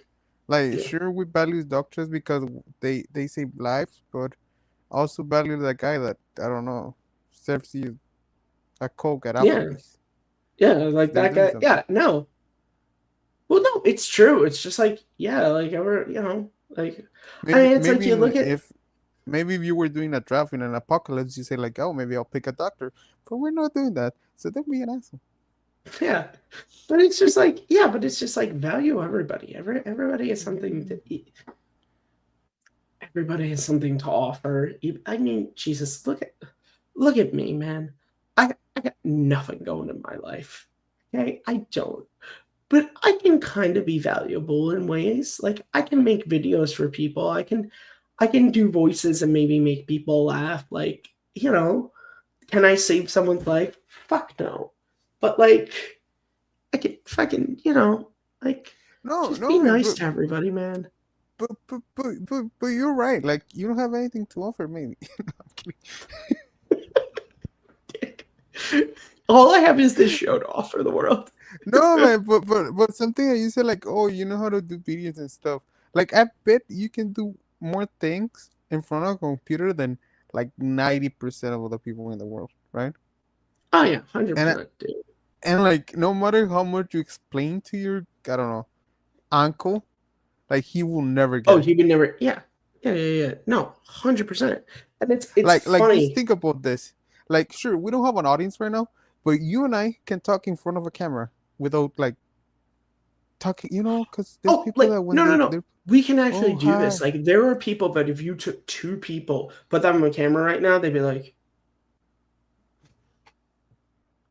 um, No, and even the most Superman. extroverted person in the world, man, you can go like, think about the most extroverted person you know. If you put Hmm. them in front of a camera and told them, talk to them about Just talk cheese, how to about make a whatever. quesadilla. Yeah, Yeah, tell them like how to make a quesadilla. Tortilla. they'd be like, They first their voice will be like yeah. talking like this. So Yeah, quesadillas or our cheese. cheese. Tortillas. Like No, yeah, no, but like it's we're sitting this here is a having these skill. conversations. Like you can someone right now, if we had viewers, which we don't have, but if someone was to drop a pop culture topic to be like, hey, can you guys talk about the fucking MCU? You and I could sit here for 2 hours and have a conversation about the MCU that goes into fucking we're having this conversation and it started from which fucking movie in July is going to be the most well fucking received, and now Yeah, we're yeah, having yeah. this conversation. That's kind of a fucking skill that a lot of people don't have. No, and we're doing it in front of a camera with a microphone, which as I say, Yes. we don't have any audience, and maybe it's No. because we don't have content. But I remember when we used to have like 20 people watching, 12 people Yeah, I watching. do. I remember those times. Yeah, Yeah. yeah, but still, man, like, it adds to, like, we can No, do well, it. yeah, like it's so funny because like think about like I always thought about that with editing because like my school, like all the production courses I took, everybody loved fucking Adobe Premiere. I gotta be honest, I thought Adobe Premiere was kind of overrated. I thought it was just a bunch of bells and whistles, like, but every project it was like has to be Adobe Premiere, Adobe Premiere. Here's the thing. So my school had the Media and Communications Awards, the MAC Awards. Every project that I got nominated for was edited in iMovie. Not a single project I edited in Adobe Premiere was not for a project. Because me and my friend Ricardo we would talk about this stuff and we're just like, because we were both in production courses and stuff, and we would have these conversations about like, you can give someone who doesn't know anything about editing the most expensive version of Adobe Premiere and all these tools and everything, they wouldn't be able to fucking make a good flowing video. Whereas you give me iMovie, boom, I can do it. Like that was always what I would think is that like every video I got nominated for an award for, and it wasn't like this was a small award show. Like this was like the entirety of the like media and communications. Like not everybody submitted, but like there were tons of submissions. And it was literally like 3 or 4 videos got selected, and so like, and every one that I did that got selected was made on iMovie, not on Adobe Premiere. Now, I mind you, still don't know how to I use didn't iMovie.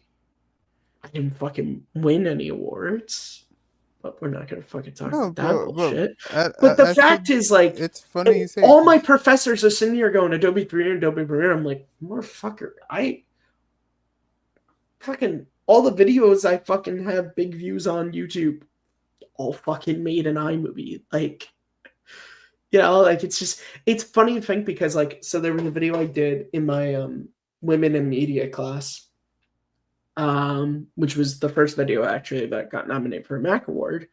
And what's funny is I found out later when I was taking another class the following semester is my professor, who was one of the ones, she's a great professor by the way, but she was one of those Adobe Premiere.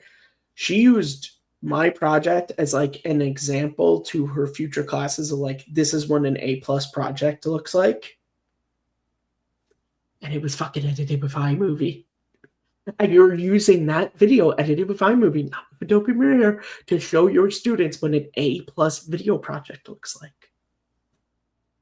That was honestly a pretty cool moment for me when I remember it was writing for media was the class, and like I was leaving, and me and a girl in my class were like talking I was going to the bus stop, and she was like, because it was like early in the semester, and she was like, oh, like, or something, I can't remember, but she was like, oh, like, I recognized like your voice, like Professor Chipley like showed your video, and I was like, oh shit, cool. Like it was just cool to be like, oh, a professor liked my thing enough to like literally show students, yeah, this final project, make it like this. It was pretty cool. It's pretty cool.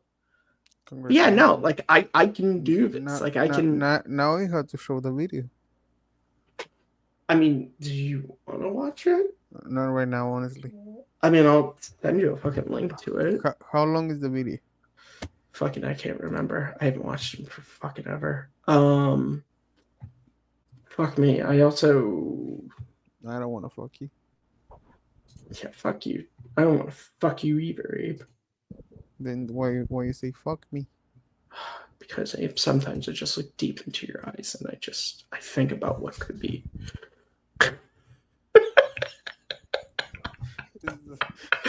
No, I don't want to do the show anymore. No. Ever throw off tonight? Ever throw off tonight? No, I'm never gonna take that flight to New York that you've been asking me for. Fuck off. Alright, Jesus. Alright, just give me a second. I'm trying to find it.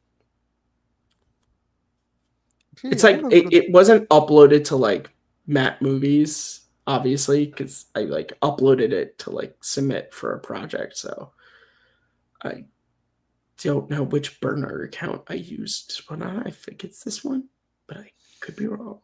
How many burner accounts do you have, man? I think I just have 2. And one's not even a burner account. It's just like when YouTube and Google like merged and you had to make like a Google account. I got like a second YouTube channel, and then oh my god. Wait. Remember when I would go to call to action chats and ask them, hey, is it time to say I'm sorry or something like that? What? I'll confess right now. When call to action was under all this shit, I would just go on like my 4 or 5 Google accounts and just dislike their videos. Fucking we both would. What? Yeah. Oh yeah, by the way, call to action. If any of you people are watching, me and Abe used to downvote your fucking videos after the whole spent shit. We would go on to other accounts. Dude, I would go in. That was when I had the Mark Smalls burner account. And I just be like they'd be like interviewing Rob and be like, I remember when Rob was on Picture Productions. The video was 9 minutes and 42 seconds. That's too long for the show right now, but yeah, so I'll send you the link, and you can do with it what you please. I wanna be like, you know how it would have been better if it was done with Adobe Premiere. I made this video 8 years ago. I made this shit. Do you have Moana on the fucking? That was just like again, I uploaded this because you had to have like a YouTube link for your like. But what is it about movies, especially action? I thought you said you weren't gonna watch it. No, I just want to watch the editing. Oh, okay. Voice. Well, that was a great shot. But it's from Commando, not from you.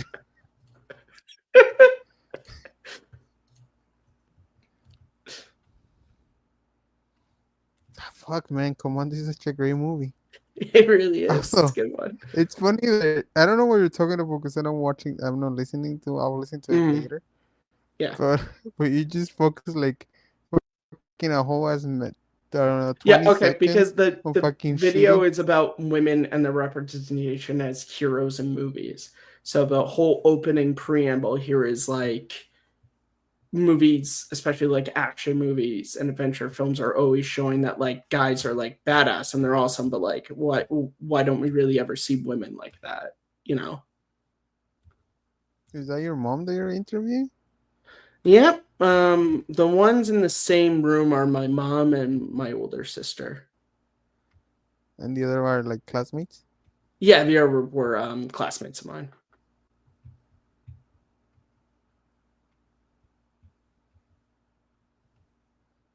Wow, I didn't know you had to interview people. Yeah, well, I mean, you didn't have to. I did because I wanted to get women's perspective on these things, obviously. You know the only thing you're missing? A tripod. Shut the fuck up. I mean, if we're gonna get like We're not gonna construction fucking critique this shit you did. You know what? Then send me the fucking video that I still have the screenshot of you looking like Tom Cruise of, and I'll fucking critique that video. Which video? I don't fucking know. Whichever Oh. one you sent me a screenshot of once where you look like Tom Cruise when he's drunk in Jerry Maguire. I don't remember. Whatever. Fuck you. Fuck, Jerry Maguire. Oh no, that's not the one I like. No, which one is Jerry Maguire? The one where Jerry he's Maguire's when he's that sports agent. Oh no, I don't like Renee that one. Zellweger. Help I don't like me. that one. Help you. No, I don't like that one. What? That's my favorite Tom Cruise movie. You know which one I like? Risky Business. That's Okay, see, that's one that I didn't like. Yeah, but you like that one Yeah. because of hookers. You like that one because he becomes a pimp at the end. It's true. It's honestly true. No, by the way, if you weren't paying attention to Risky Business, at the end of the movie, they're having like the future like business people club, and they're like, "Oh, I did this and I made this much money," and then you just hear Tom Cruise's voiceover talking about like how much money him and Rebecca De Mornay made that weekend. It's like, oh, he's a pimp now. That's like what he does. Okay, that's nice, I guess. You ever watch All the Right Moves? All the right moves. I don't think so, man. That's a good one. You should watch that one. That's a good early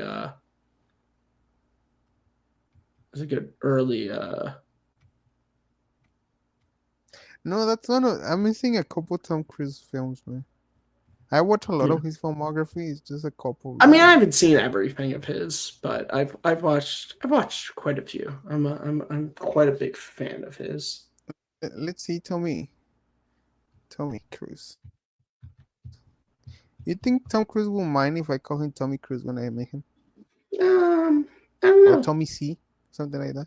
I have a feeling like if you did, like, what's up, babe? How you doing? Don't even talk to me that way before. Again. Shut the fuck up. I feel like he would be like, if you're like to call him Tommy C, but like, that's great. That's great. Have you watched The Firm? I never watched that. Yes. Oh my god, that's a great movie. Gene Hackman's in it. Highly recommend watch The Firm. Fantastic movie. Yeah, I think I'm missing like the really, because I watched Eyes Wide Shut. I tried watching it once, but I fell asleep and I never. Yeah, that was one that I watched and I was like pretty fucking Like, bored. for by. example, I I watched the watched whole Interview. thing, but like, I watched Interview with a Vampire I've seen that one. as a kid, but I don't recall it. You know, like it's hard for me to say. Oh yeah. Yeah. Like Minority Report 2. I haven't watched Vanilla Sky. I've seen that one. Kurt Russell's in it, so it's got points there. Yeah. War of the Worlds. I remember watching it. I like that one. I don't remember. I watched it as a kid too, so it's kind of like hard. Yeah. I watched it in the theaters. I remember. I was so scared of it. Yeah, I was gonna say Jesus. I was like 8. That's a fucking rough movie. Yeah, I was like right 8. Yeah. Yeah, Jesus. Yeah. No, that's a rough one right there. Have you watched Oblivion? No, that's one that I missed. Who directed that film? Oh, look, I your don't have a guy, name. Joseph Kosinski. Oh, you did? Yeah. Yeah, no, I did. That was one that like I remember the marketing for, and like I was like, oh, I want to see that, but then I just like didn't. Morgan Freeman, isn't it? Yeah, I know. Yeah, I just never got around to it. Then The Color of Money. I like The Color of Money. Yeah, it's a good movie. I That's a good haven't one. watched Born on the 4th of July. That's one where like so okay, my favorite Born on the Fourth of July is I think the his performance is great, but I'm not sure if the movie is all that good. If that makes any Is it sense. is it like an Oliver Stone movie? That's what we call him. What?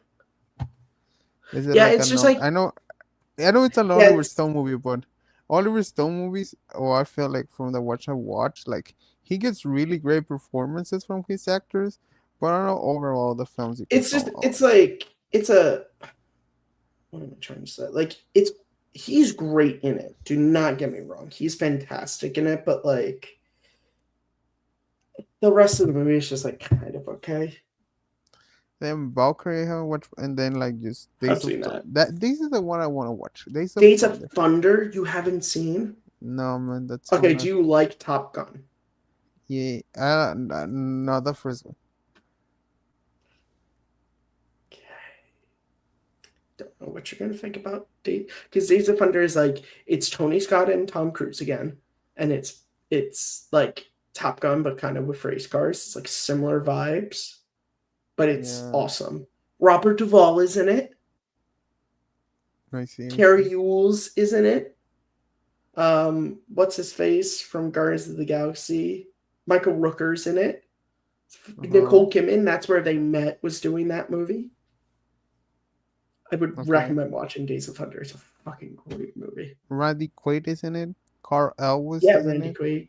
Yeah, I told you that. I said that already. John C. Riley's in it. Yeah, John C. Riley's in it. Dude, It's a what fucking does watch it. It's I so don't know, good, man, but dude. Genuinely, it's like the perfect summer movie. Like I've always said that to what people. It's like a perfect like pop some popcorn, have some soda, watch it. Like it's fucking. You know what? I'm gonna watch that on Saturday now because I really want to when did watch John that. C. Riley started to like go into comedies?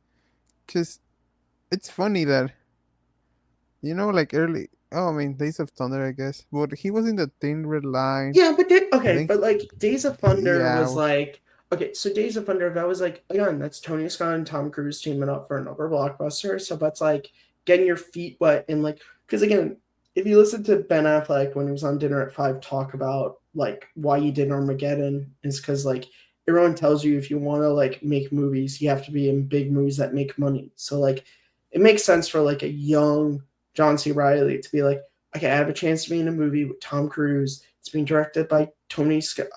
Like these are the guys who did Top Gun. This is going to be really good exposure for me. But yeah, but then he starts doing like Boogie no, you Nights want to and know shit. where it was? So he did What Anger Management with Adam Sandler, right? he But was in then, that? yeah, but I guess he has a small role.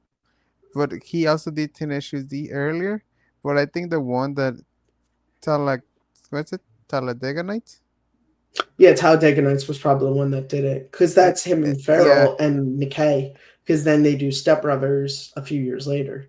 and from there it's just like mainly comedies. Yeah, I think that was it. It was Talladega Nights because I think the thing was like he was like one of the big things people walked away with from that movie was like, oh my god, John C. Riley, like fucking funny man. I mean, it's Step Brothers. I think Step Brothers fucking. No, but I mean like I'm talking about like so Oh no, like no, no! obviously I get I what you're just mean like saying. so obviously people knew that like Will Ferrell and Sacha Baron Cohen were funny guys. They led movies before, but I think John C. Riley was like people knew him from like Days of Thunder and like Magnolia and Boogie Nights, but like people didn't know he was that funny until that. I think even Walk Hard was before Talladega Nights. No, Walk Hard was after. Have you watched the movie? No, I haven't. Dude, it's so But it's Talladega Nights, I think so many people were like, "Oh my god, this guy's fucking hilarious." like Walk Breaking Hard Big. is one of those films that you watch and it gets to a point that you actually believe the character actually existed. Like it's so well framed into that classic biopic structure, artist, hit artist. Walk It's Hard, it's the a great Dewey movie. Cox story. Yeah, Oh, it's a Jenna great movie. Fisher's Also, it in has this shit. Oh, yeah, Yeah, she plays Kristen Wiig, Team Meadows. I'm quite a fan of Jenna's work, so maybe I should see it. No, like I recommend that if you wanna do. Where is it? Oh, it's not. Dude, I don't get like we live in this fucking world where like we have access and there's movies you cannot watch in any fucking You way. have to pay for it. You can't just Fucking stream five it. streaming services. How come? I that Yeah, happened. it's So still that like happened what with me the fuck? last week Like there has to have. with that happened with me last week with Fletch, the Chevy Chase movie. So I rented it from the library, and of course, it was just scratched beyond all fuck, and like it got to a point to where like you could not watch the movie. So I was like, okay, maybe it's streaming somewhere, and it wasn't. Again, I had like every major streaming service. Nope, nowhere. So I had to pay $3 to watch it on Amazon to No, but finish the like movie. how much can it cost? I don't know, fuck man. Warner Brothers to have it using his server and its server like an HBO Max. Or like if you're No, I'm if you're saying. n- if you're not gonna have it stream anywhere, put it like free on YouTube. Yeah, no, like, no, it's true. It's just like, it's insane when you're like, okay, I get like really crazy, obscure like movies.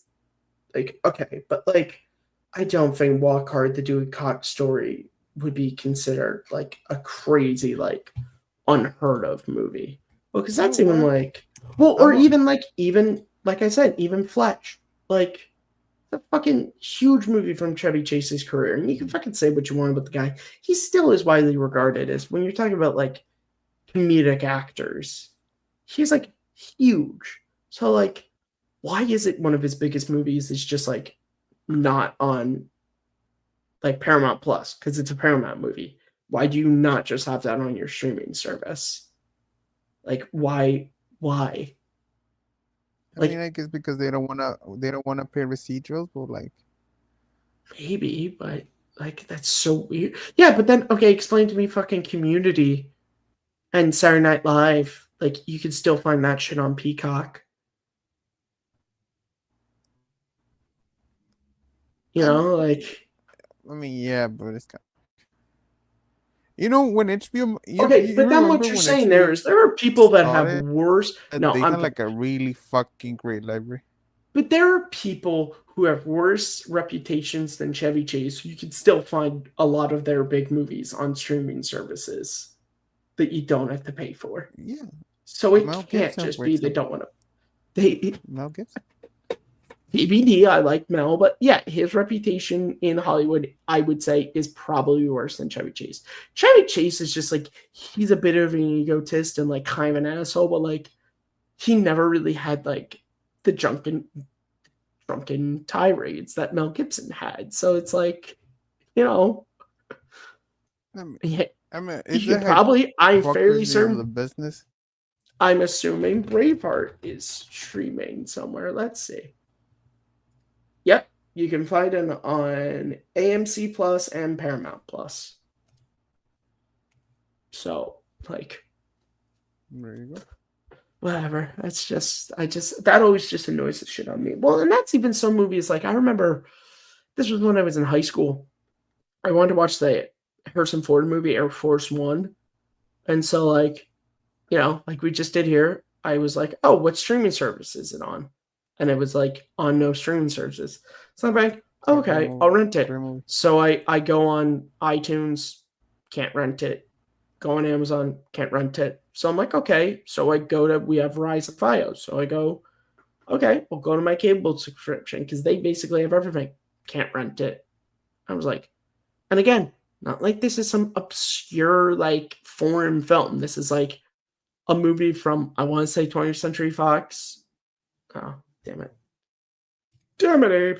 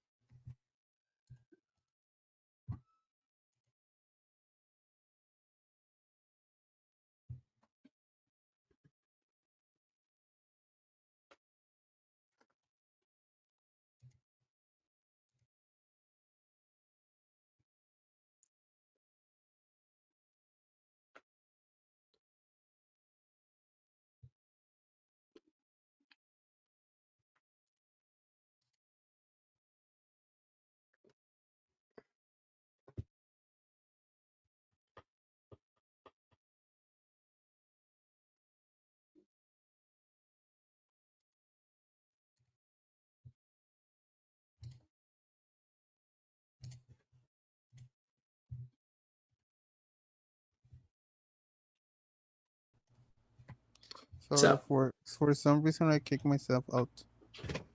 All right. So as I was saying, yeah, it's like it's not like it's some obscure movie. Like it's a movie from, I want to say, like 20th Century Fox, starring like one of the most recognizable actors in the world. Why the fuck was it impossible for me to rent it? Like, it's just shit like that happens sometimes. It's really fucking weird. No, I was watching. Not right now. It's renting. I was watching this video, which I fell asleep watching. I know because it wasn't uninteresting, but because I was falling asleep. But it was talking about the iffy accounting that happens in Hollywood. Mm-hmm. Like there's movies that have never turned a profit. For example, like Return of the Jedi, that supposedly has never turned a profit. Really? Yeah. So Are like you no matter. sure about that? Yeah, man. Like like it's a claim that they make or stuff like that. It's an example. How Or one so? But like, what's the? I just I feel because like I don't know, that like marketing and budget stuff. versus, yeah, but I feel like if you look at that and then you add in like all the re-releases, all the home media, all the merchandising, Yeah, and I yeah, mean, yeah. Return of the Jedi has never turned a For profit. example, like they gave one of the they gave as example one of the Harry Potter movies. I don't know which one of the Deadly Hallows of. Part Like one or two, which one is the one that made a billion? Like the second one, right? probably. Yeah. So that one, have you're falling asleep. We can end the show, but No, it's uh, okay. no, but that one supposed to make a billion, right? Out of Mhm. I don't know, $200 million budget, Yeah, and they lost $116 million in it. I guess. Well, we've talked about that before about how like budgets that are like talked about aren't always, well, that's Mission Impossible is running into that right now. I don't No, but recommend, because it's but like, like the funny stuff is the point I was trying to make. It's like these films that we think are a success, are they really a success or are they not? yeah, We live in a Return of the lie. Jedi is one I'm gonna question you on, No, no, no. I also question it. Like what the because fuck I'm is just this, like, right? because again, it's just like, given the amount of like, it's had 3 re-releases, and then you also have to include all the merchandising related to the movie. No, I but I just think I can't think that I believe think that I think it that does hasn't not turned a apply. profit in 40 years. Like merchandise does not apply because it's a different source of revenue as Okay, the film itself, right? You fine, get but what I'm then the saying? re-releases have to count towards that, and there's been 3 big re-releases of it, and I can't imagine Look, between all those 3 that it hasn't turned a profit. give me a sec. I'm not a mathematologist, but I just have a hard fucking time believing that.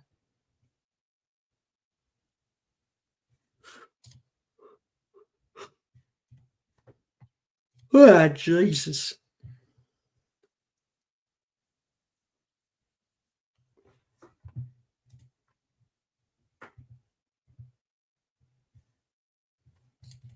Hey, look at that. I still have our Superman casting list in, in my Google Drive. Uh, A movie that made $475 million in 1983, yet Lucasfilm, Disney, and Fox claim it has never been profitable. So what the hell is going on? How do some of the most successful movies... but hey, can we go back to one of the topics we started here? That guy has a fast speaking voice and has funny sound effects. Therefore, he must be true. No, but it's kind of it's an act, like it actually makes a point, It's not. I'm not saying that it's true what he says, but Oh, whatever. I just throwing. yeah. I will question it too. I Like just question explain. because, like I said, it had a re-release in '85, re-release in '97, and a re-release like what 2 years ago, I want to say. So like, I can't imagine between all of those it hasn't turned a profit. Good thing you also have to add on its like regular release. I don't know, man. I don't know. Whatever. Hey, let's do what we said before in Google. Oh, is okay. I see really where they get the source from, the importance of it.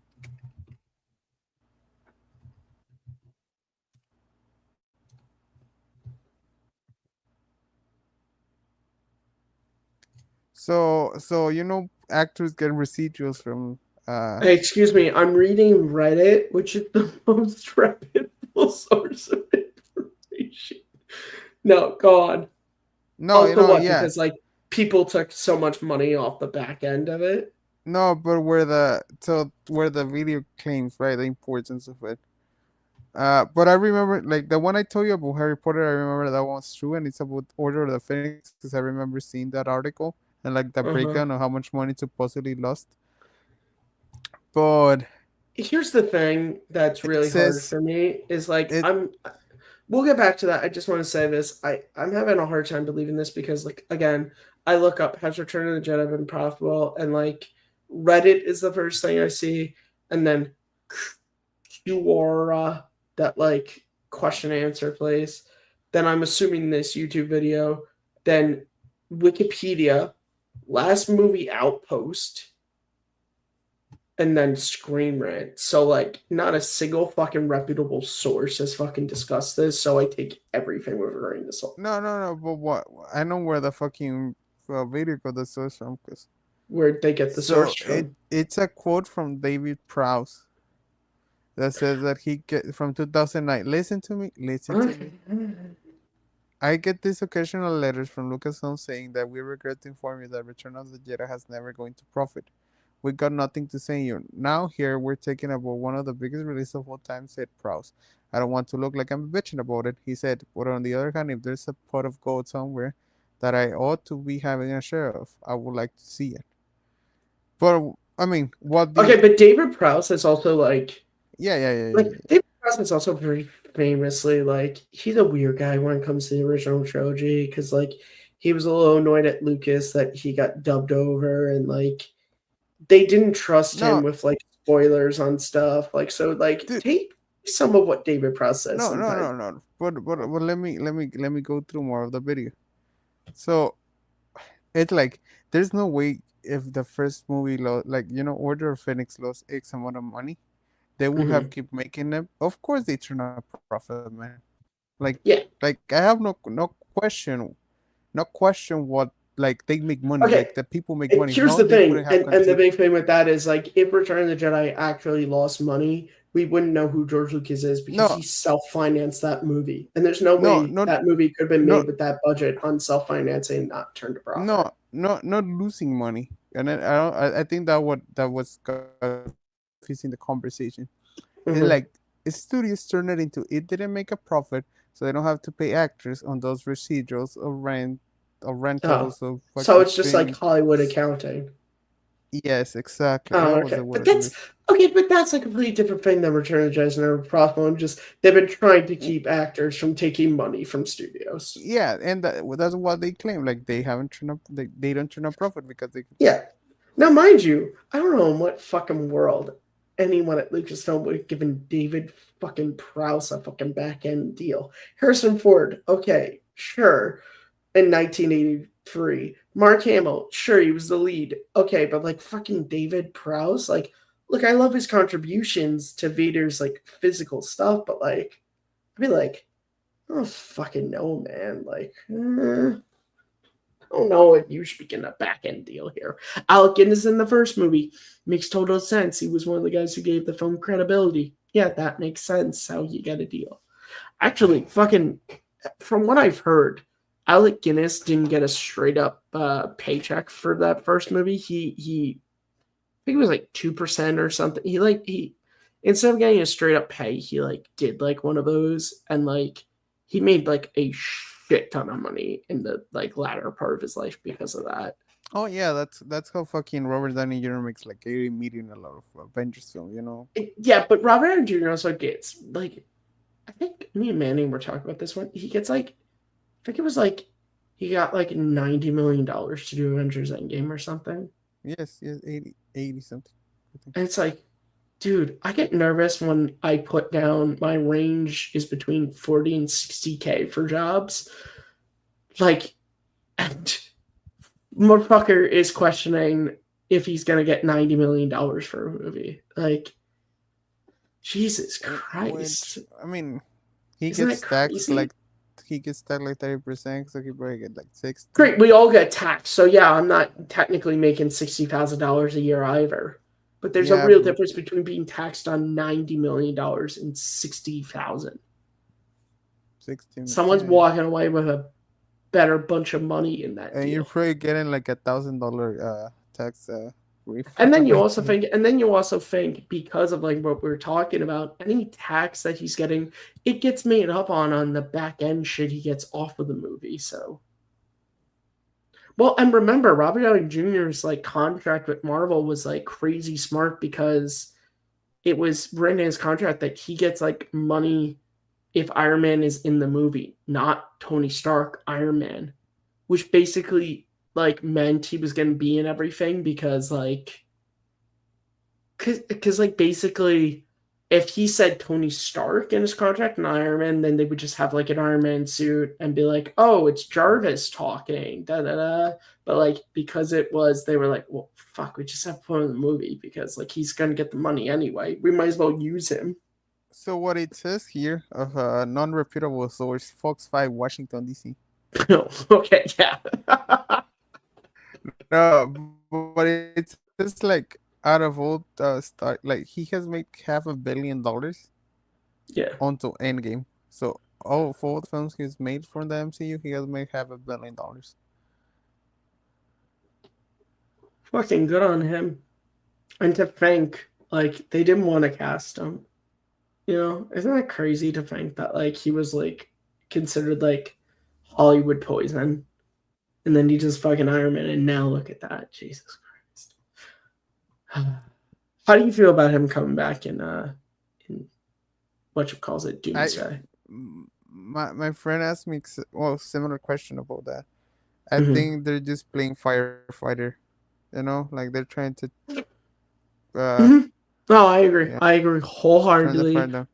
It's look at the fucking reveal of all the people in the movie. They're just like, remember when you liked Marvel? Like, come watch us. Like, I believe maybe not in Doomsday, but I think in Secret Wars, this next one, I think all 6 of the original Avengers are going to be in the movie as their characters. You can have Downey back as Tony Stark, Chris Evans as Captain America, Johansson as Black Widow, Jeremy Renner as Hawkeye, Hemsworth as Thor, and Ruffalo as Hulk.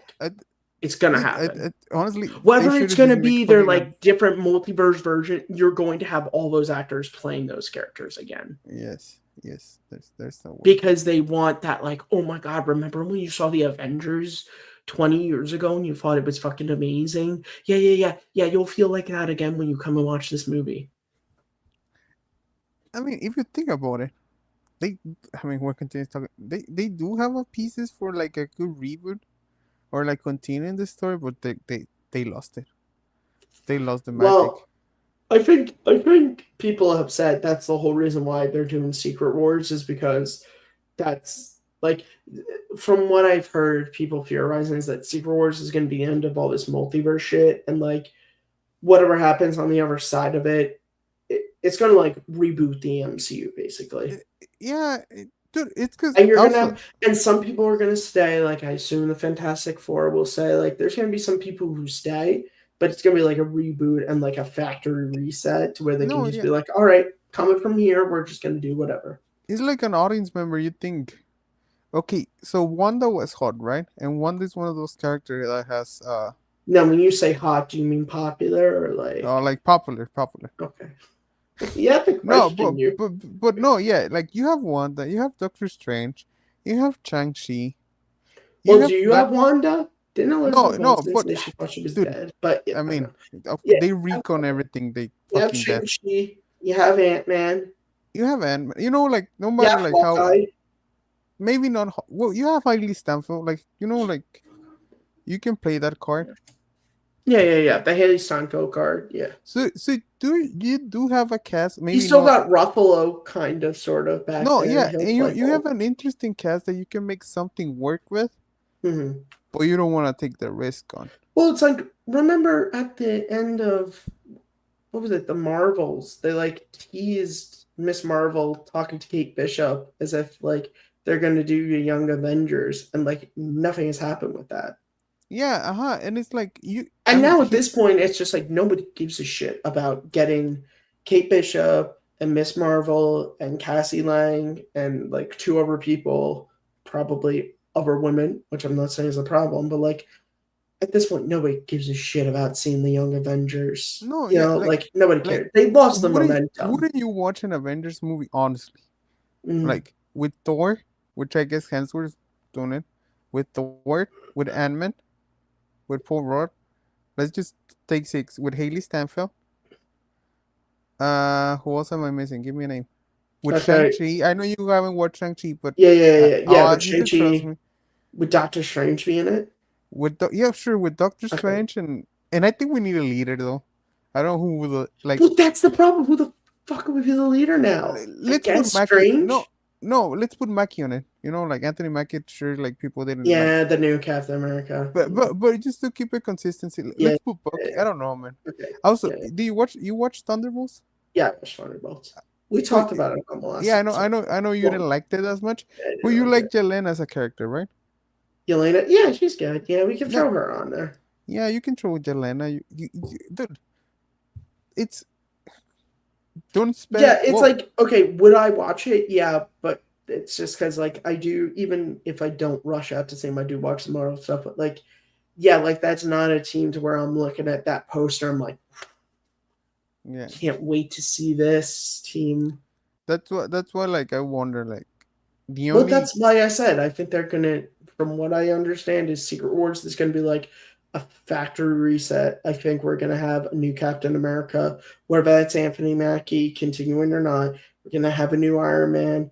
We're gonna, like I think, or maybe not that, but I think like we will have a new set of Avengers that I think they're hopefully going to be like, this is the team you're gonna want to follow. what happened is they failed to launch stars, you know.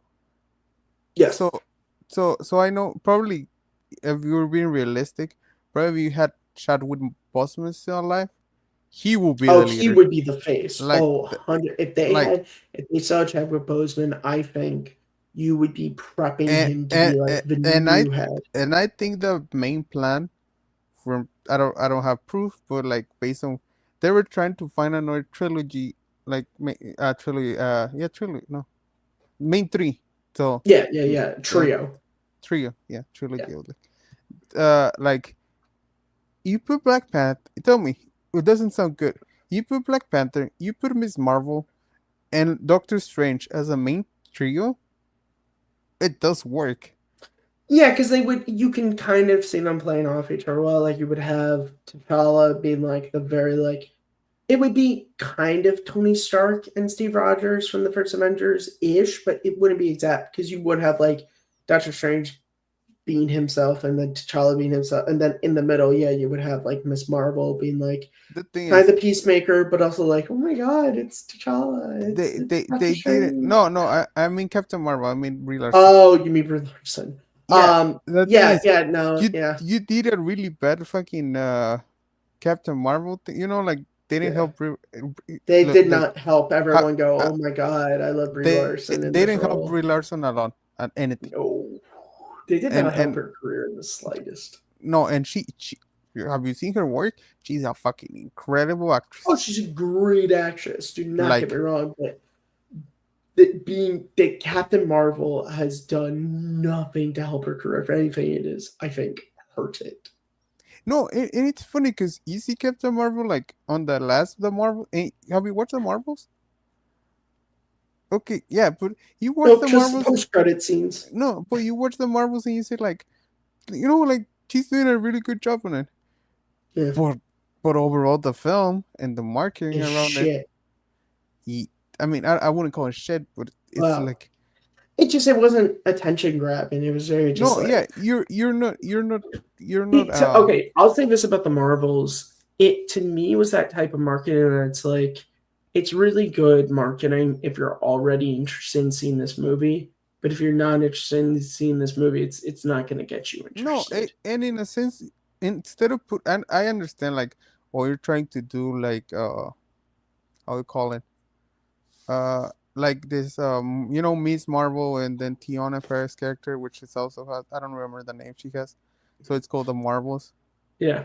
And you kind of grab it, but instead, you could put, I don't know, maybe you can put Hulk in the movie, or like a big or Ant-Man, whatever, whichever Avenger you can think of, Mhm. like a film, because Miss Marvel and what's the name of Tiana Ferris' character, and the one that comes out in One Fucking Division. chick. Yeah, the other chick. Like Like those, chick. whatever you want to say, those are B performance. Like Yeah, like yeah. like if you would have put like a Thor, a fucking Hulk. Yeah, if you take that movie, and even if you keep the three you have, but yeah, if you add Chris Hemsworth as Thor, people would be like, "Oh, okay, I'm interested in this." Yeah, because think about like Thor: Love and Thunder has the Guardians of the Galaxy, Okay, right? and here's the thing, because I think people are gonna be like, "Oh, like that's sexist," like you know, man. No, because I think even if you put like Wanda, I No, think yeah. Look up for Doctor Strange in the Multiverse of Madness, man. You yeah, put Wanda with Strange. but You pair just to up. say that we're not saying it has to be a man. No, Just it's say it's like an about interesting fucking an character. established character that gives confidence to the people to go for it. Yes, because people can be like, "Oh, I know her. I like her. I want to watch her." Because that's the thing. It's like Captain Marvel, like a lot of people gravitated towards it, and even her appearance in Endgame was like very like the movie was very like we want you to know how cool Captain Marvel is. Which, by the way, when movies do that, 9 out of 10 times people walk away going like, well, she wasn't fucking cool at all. Yeah, Like when they yeah, tried too hard to and be it's like, funny look, because look, the I'll say this. I don't like this movie, but Mad Max Fury Road did a good job with the character of Furiosa. They didn't have to go, look at how badass this character was. They just kind of let Furiosa be a cool character, and people walked away liking that character. Whereas with Captain Marvel and Endgame, they were like, look at how cool this character is. And so many people were like, is she though? Yeah. no, sorry, I got a message. No, you're all Uh, right. no, but yeah, it's exactly where it's you didn't build the character right, and then you try to Yeah, shove it on people's faces, and it kind of fell. you didn't And let you the didn't. character naturally become popular with people. You artificially tried to make it happen, and in doing And I so, guess you as turned an people exec off of the as an character. executive, maybe you see, oh, her first movie did $1 billion, and you're Hmm. like, oh, she's fine, she's set to go. Like which fucking Marvel first movie has make $1 billion, man? None. Like Yeah. none. Like Brie Larson has that on her resume, and she probably got like a lot of money, like I don't know how much Yeah, money. but you didn't read any of the reviews or reactions to said movie. And the movie was just like Yeah, people literally were like, she's kind of like a plank of wood in this film, isn't but she? but you know what it is? It's the They were like, direction. man, Ben Mendelsohn is the best part of this No, Captain no, Marvel and movie. and and, and it comes down to the director and the creative thing about it, because she's in the post credit scene of Shang-Chi, and you're like, oh, like for Ugh, she looks different, she behaves, the acting is a little different, and you like the yeah. character there. So it Well, comes down. even in Endgame, the character acted kind of different than she was in her movie. Yeah, and it's all like her character. It's all over the place. Like Yeah, she's they don't have a clear define even from the marketing of the Marvels. I was like, I don't really feel like the character that we got in Endgame. no, and And I and get and that's on characters Brie Larson as change, that's on Brie Larson as a performer too, as a and I get performer. characters But change, but you have to like actually kind of show that. Like, yes, Chris Evans and who he is as Steve Rogers in Endgame is not the same Steve Rogers he is in First Avenger, but that's because like they did this thing over the course of all his movies that like showed events and things that happened to that character that evolved him and changed him. Whereas like, yeah, Captain Marvel, it just felt like every time a new writer had fucking I don't even remember what Carol Danvers or something, like every time they had her, it was just like a blank slate to write and just be like, all right, just whatever she needs to be, whatever we need her to be for this movie. Mhm. And it's like that's not how you fucking like build a character. Look at Yeah. the fucking arc of Tony Stark from his first scene in Iron Man to like I Love You 3000 on the like hologram at his funeral. And you're like, fuck, like that's a Yeah. fucking arc of a character. Well, even the use of like I Am Iron Man, how like in the end of the first movie is this very like cocky, like I'm not gonna have a secret identity, like fuck you, I'm Iron Man, you know? And then at the end it's like this is I am sacrificing myself. I am allowing myself to die so that my family, my friends, and the universe can survive. And the bad guy is saying I'm inevitability, and I'm just saying like I'm a fucking hero. I'm Iron Man, and you're like, oh shit. Even with that line, there's the fucking arc of him, and you're like, fucking. They don't do this shit with her or really any of these characters anymore. No, I mean, They don't write like that anymore. like example, like I think with Doctor Strange, there's been one of those characters that they've done it right, Yes, but it's on the bench. But he's on the bench. but yeah, he's been on the bench, and also you can kind of argue like characters that were introduced kind of like pre-Infinity War kind of like are saved from this because it was still when people knew what they were doing. You know, like Captain Marvel got in right under the gun before Endgame, but like Endgame was being filmed right around the same time that fucking Captain Marvel was, you know? So that's what happened. Like Captain Marvel was being written by this new like post like shit, you know? So like think about Doctor Strange. It's one of those characters. Like you watch his first film, it's pretty good. Like you're like, all right. Then you watch him like fucking slay, you know, slay bitch on fucking Infinity War.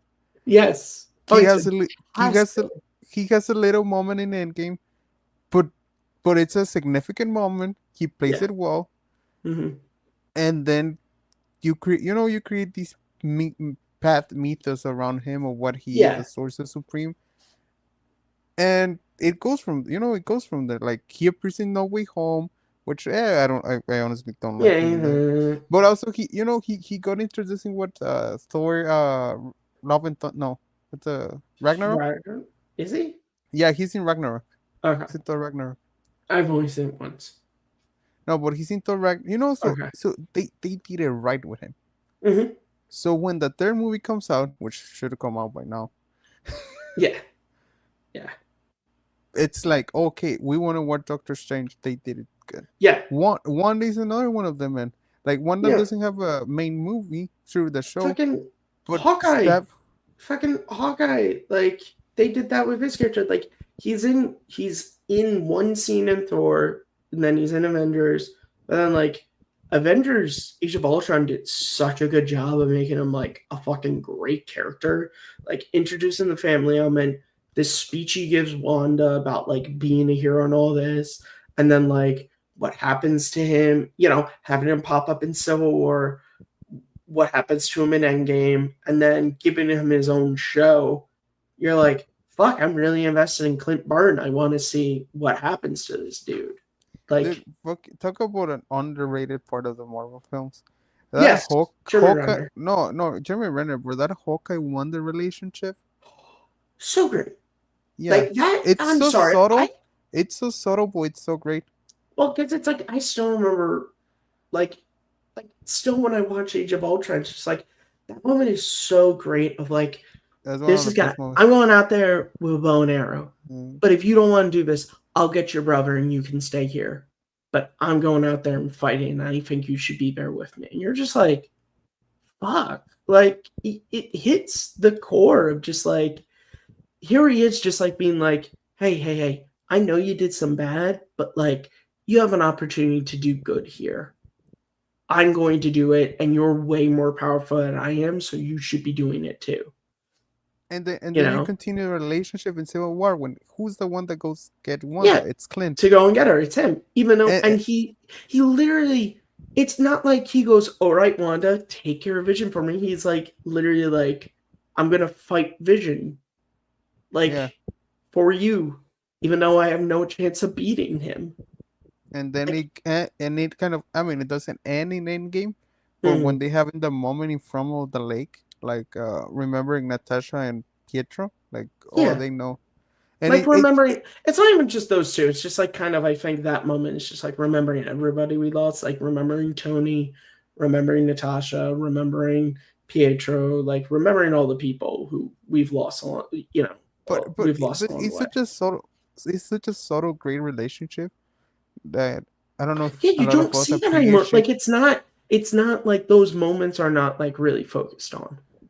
Uh-huh. But it's a great relationship between them. And it adds Again, to the film, like, it adds it's funny because it's one of those things that it adds to the film you're watching, but if you're someone who watches all these movies and stuff, you see the beginnings and you see the arcs of where it started, and like that friendship really does start with that speech he gives her, which is like on her journey. That's a huge moment, is Clint Barton giving her that speech. Like that's a no, huge and she moment. uh, and think, I mean, maybe on lives, think about what she could, like, she her brother sacrifices himself to save Barton. Yeah, Barton names his kid after one, so there's a close relationship there. yeah. Like there is no part of Clint Barton that does not live every day with an appreciation for Pietro.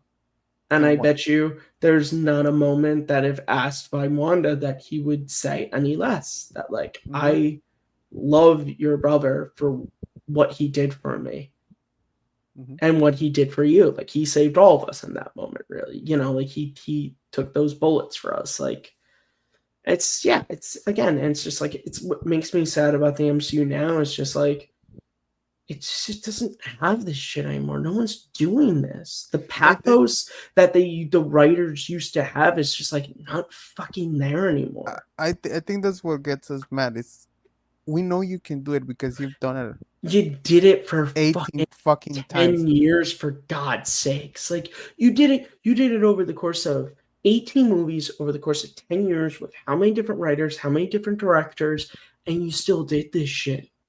And it's like fucking crazy Yeah, to think. yeah. And it's like there's no Look, way the you. last one to have any true pathos was Guardians of the Galaxy 3.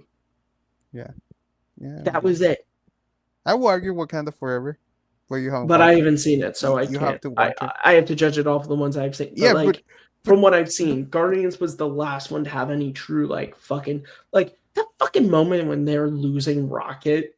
Like I fucking started to cry in the theater. yeah, yeah.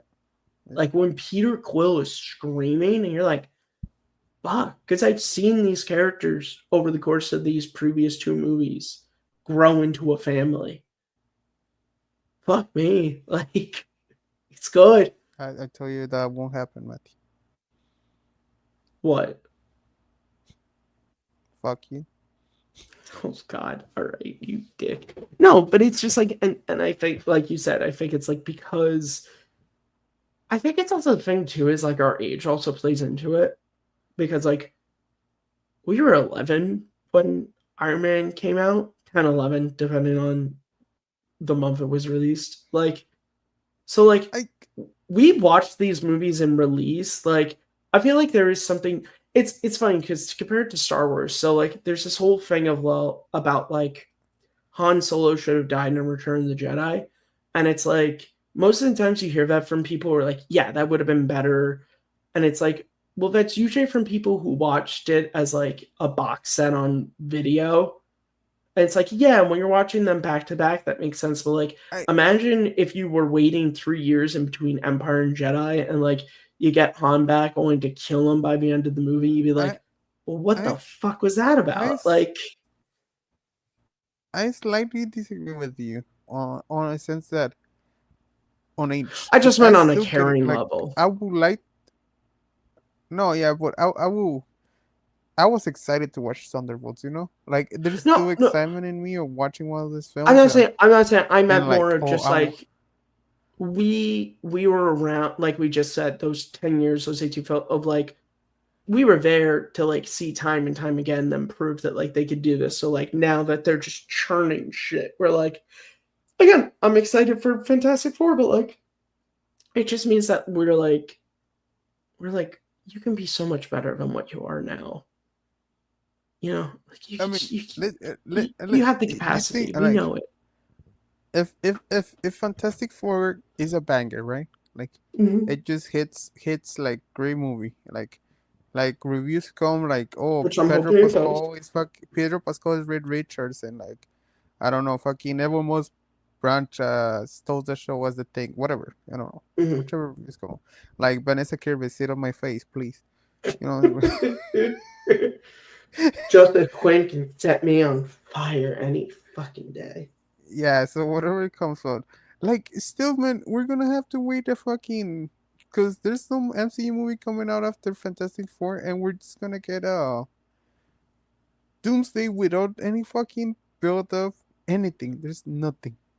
No, I mean, yeah, there's the buildup that we had going to Infinity War is just not going to be there for Doomsday. Like that, like, I mean, like, that feeling of just like when that trailer dropped and this feeling of like, whoa, all these characters from all these movies are coming together. Like, what is No, this going to be? And Thanos, who they've been building up since the post-credit scene of the Avengers, we're finally gonna get him as the big bad guy. Oh shit! Like, the only setup we have gotten, and we're still yet to watch Fantastic Four, is the last scene in Thunderbolts. That's the only setup we have gotten from for Doomsday. what do you mean? What was the setup? I'm trying to remember now. Like set up like with the Anthony Mackie's it's suing the Thunderbolt Oh movies and yeah, the the new like Avengers. who's the real Avengers? Yeah, Yeah, so it's just the only setup that, you know, okay, this is probably gonna pay off because now we know that that scene was directed by the Russo brothers, so it's kind of like, oh okay, yeah.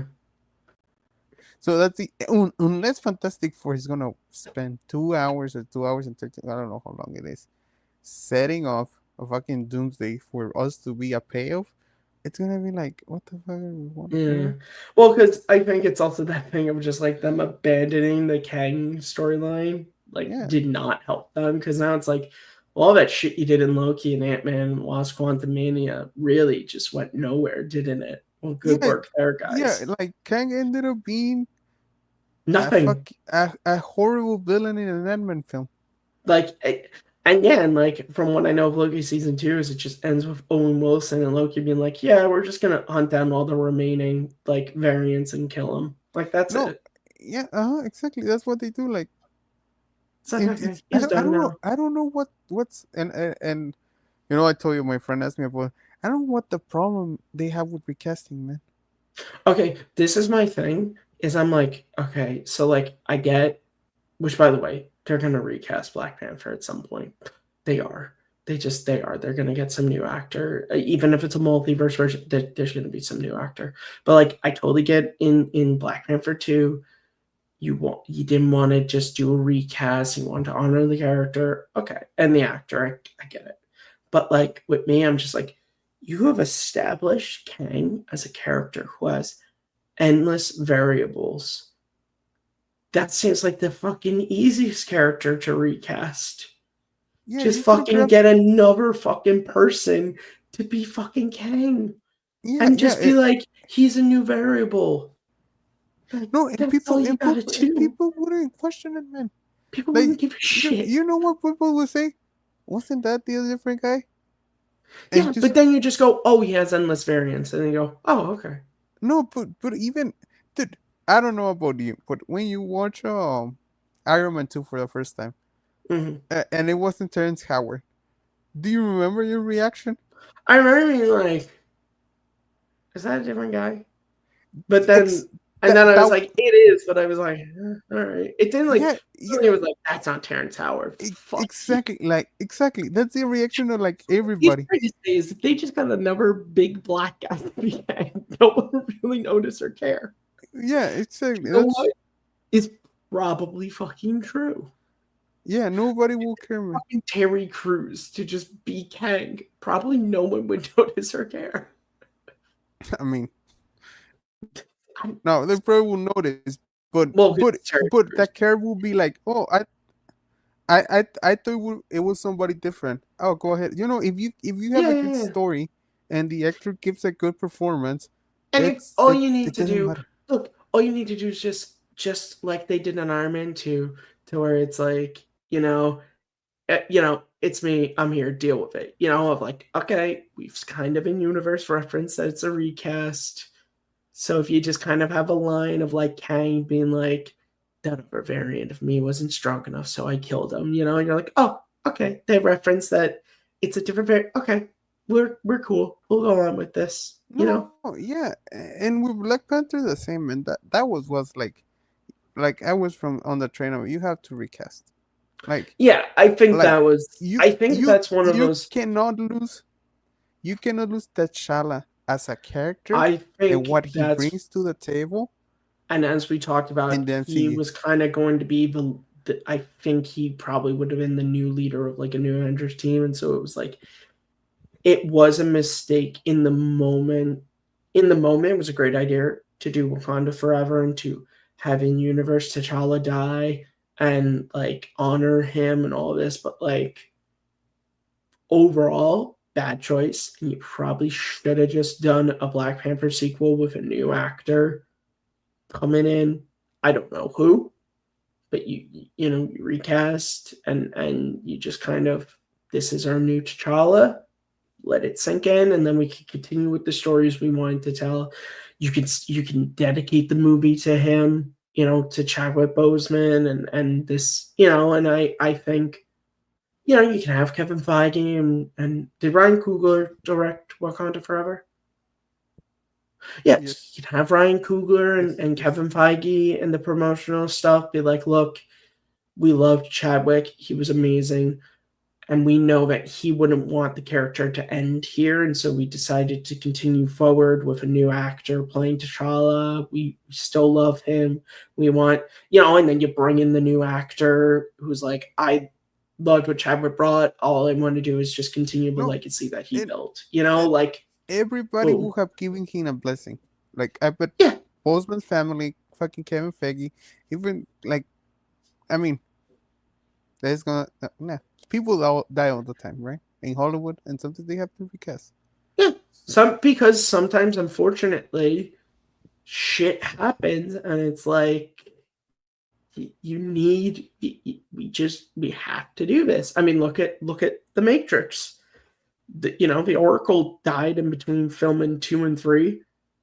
They had to recast her with somebody else because they were Yeah, like, we can't write out the Oracle from Matrix Revolutions. We need her in this. So we recast her. We mentioned, like, we recast her because it's not that we're dissing the actor who played her previously. Fucking Dumbledore.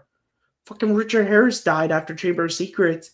It's not like they were like, oh, well, Dumbledore's just not going to be in any of dude, the rest of these fucking movies. Like, because you're like, we right need him in now, this shit. right now. I know it's different. Uh, Thaddeus Ross. Yeah. They were like, You we prefer? need this character. So we recast him as Harrison Ford. I mean, I don't know if you watched the movie, man, but I did. I, I watched Brave New World. I saw it in theaters. oh yeah, but you weren't. I mean, of course, you know what happened, but it's like fucking well, the good things of that film. Harrison Ford is one of Yeah, them. Harrison Ford is one of the good things. Now, mind you, I'm biased, but like, yeah, he No, was but good. he's great in what he does. No, he is. Yeah, and again, in universe, they did a nice little, shave the mustache or lose the presidency. Like they do kind of reference that. Okay, he's not William Hurt. Like, okay, like they've referenced it kind of. Like we've established, like it's the movie almost winky too. Like, yeah, we know Harrison Ford is not William Hurt. Just please go along with this. You Also, know? what a way to butcher a fucking great storyline as Red Hulk. Yeah, no, Harrison Ford's fucking great. Because No, Harrison yeah, Ford is Harrison Ford. no, yeah, but there's a mystery behind who's Red Hulk in the comics, right? Oh yeah. And That was just like, nah. yeah, and just having in the third act, it's kind of like Yeah, Wow. there's no mystery. It's just like he's Thunderbolt Ross is Red Hulk. And then he just, I mean, I guess Harrison Ford just wanted to make one movie and that's it. Yeah, I don't know what the future of that character is. But I it's don't kind know. of, it just, oh my God. What a waste. Well, that whole movie is. You, I know. you liked it or not overall? Not really. I thought it was. I liked Harrison Ford. I really didn't like Sam. I think all the charisma of that character was just sucked out in that movie. I think they wanted to either be Mr. Inspirational or Mr. Badass Don't Fuck With Me, and it's like the two didn't meld well together. No, exactly. Like, And Anthony Mackie's really you're right. Like Anthony Mackie's dude, really charismatic. he was really charismatic, and now it's just like they lost all that charisma. Like it's like you have to be serious now. You're Captain America. You're Captain America, and it's like, but you're not Steve Rogers, so don't try to be. Steve Rogers was Steve Rogers. Let Sam Which Wilson keep being Sam Wilson. which it will be a really interesting point to explore on the films. You know, like you're not Steve Rogers. Like as in a personal thing, I cannot be Steve Rogers. I can't be Steve Rogers, but I can be myself. Uh-huh. And that's Which like would what the movie tries to do, but it doesn't succeed at it. well, it doesn't succeed to it partially because he does not feel like the Sam Wilson that we've known in these previous movies. He feels like an almost wholly new character. And so that storyline just kind of, and look, I'll say that too, even with the recasting Harrison Ford, because it wasn't William Hurt, like the Betty stuff at the end, it was like, it was cool, but I'm like, it would be a little bit stronger if it was William Hurt. Like, you know, but Also, like that's not the fault of the film. You have watched this character in fucking 17 years, and now it's. Yeah, it's also like you've forgotten about this character fully, which I really like. Liv Tyler's Betty, and so it is weird that they're like, the fuck does Bruce Banner like? You look at Avengers, and it's like they have that moment to where like Nick Fury is like, or Black Widow, I can't remember who was like talking to Thor about Jane Foster. It's like, oh, she's on this island, she's safe. Like, where the fuck is the moment where they're like telling Bruce that like, oh, Betty's okay, she's fine. Homie just never gives a fuck about her. And like, fucking weird. fucks Yeah, he has his thing with Black Widow. Like he gives no fucks about Betty. Yeah. So. Which when you get Liv Tyler, how do you just not give a fuck about the fact that you had Liv Tyler? I mean, if you give me Edward Norton and then you turn into Mark Ruffalo, which I have to say, man, as a man, Mark Ruffalo. Like Mark Ruffalo is an older man now, right? Yes. No, but Mark Ruffalo, younger Mark Ruffalo. Yeah, like 13 going on 30 Mark Ruffalo.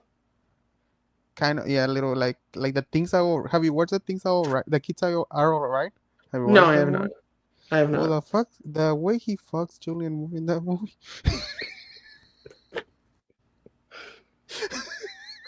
Okay, me and Abe have both established on this show that we are two straight men, but we are more than happy to admit when another man is attractive. Exactly. Just letting you know that. No, we are secure enough in our sexuality. Yeah, if you want to see sexy Mark Ruffalo, watch the movie. I'll admit Ben Affleck and like Armageddon, I'd be like, yeah, I would. I'd be okay with that. Yeah. Well, that's a great way to end the show, man. Because I'm hungry as fuck. We've had quite a discussion. We've gone on for almost 3 hours. Yes. This is always a good time. You know where to find us. So we don't need to market ourselves. Sucking Mark Ruffalo's dick. Yeah, baby. Yeah, unless this video, please. Till next time. Goodbye.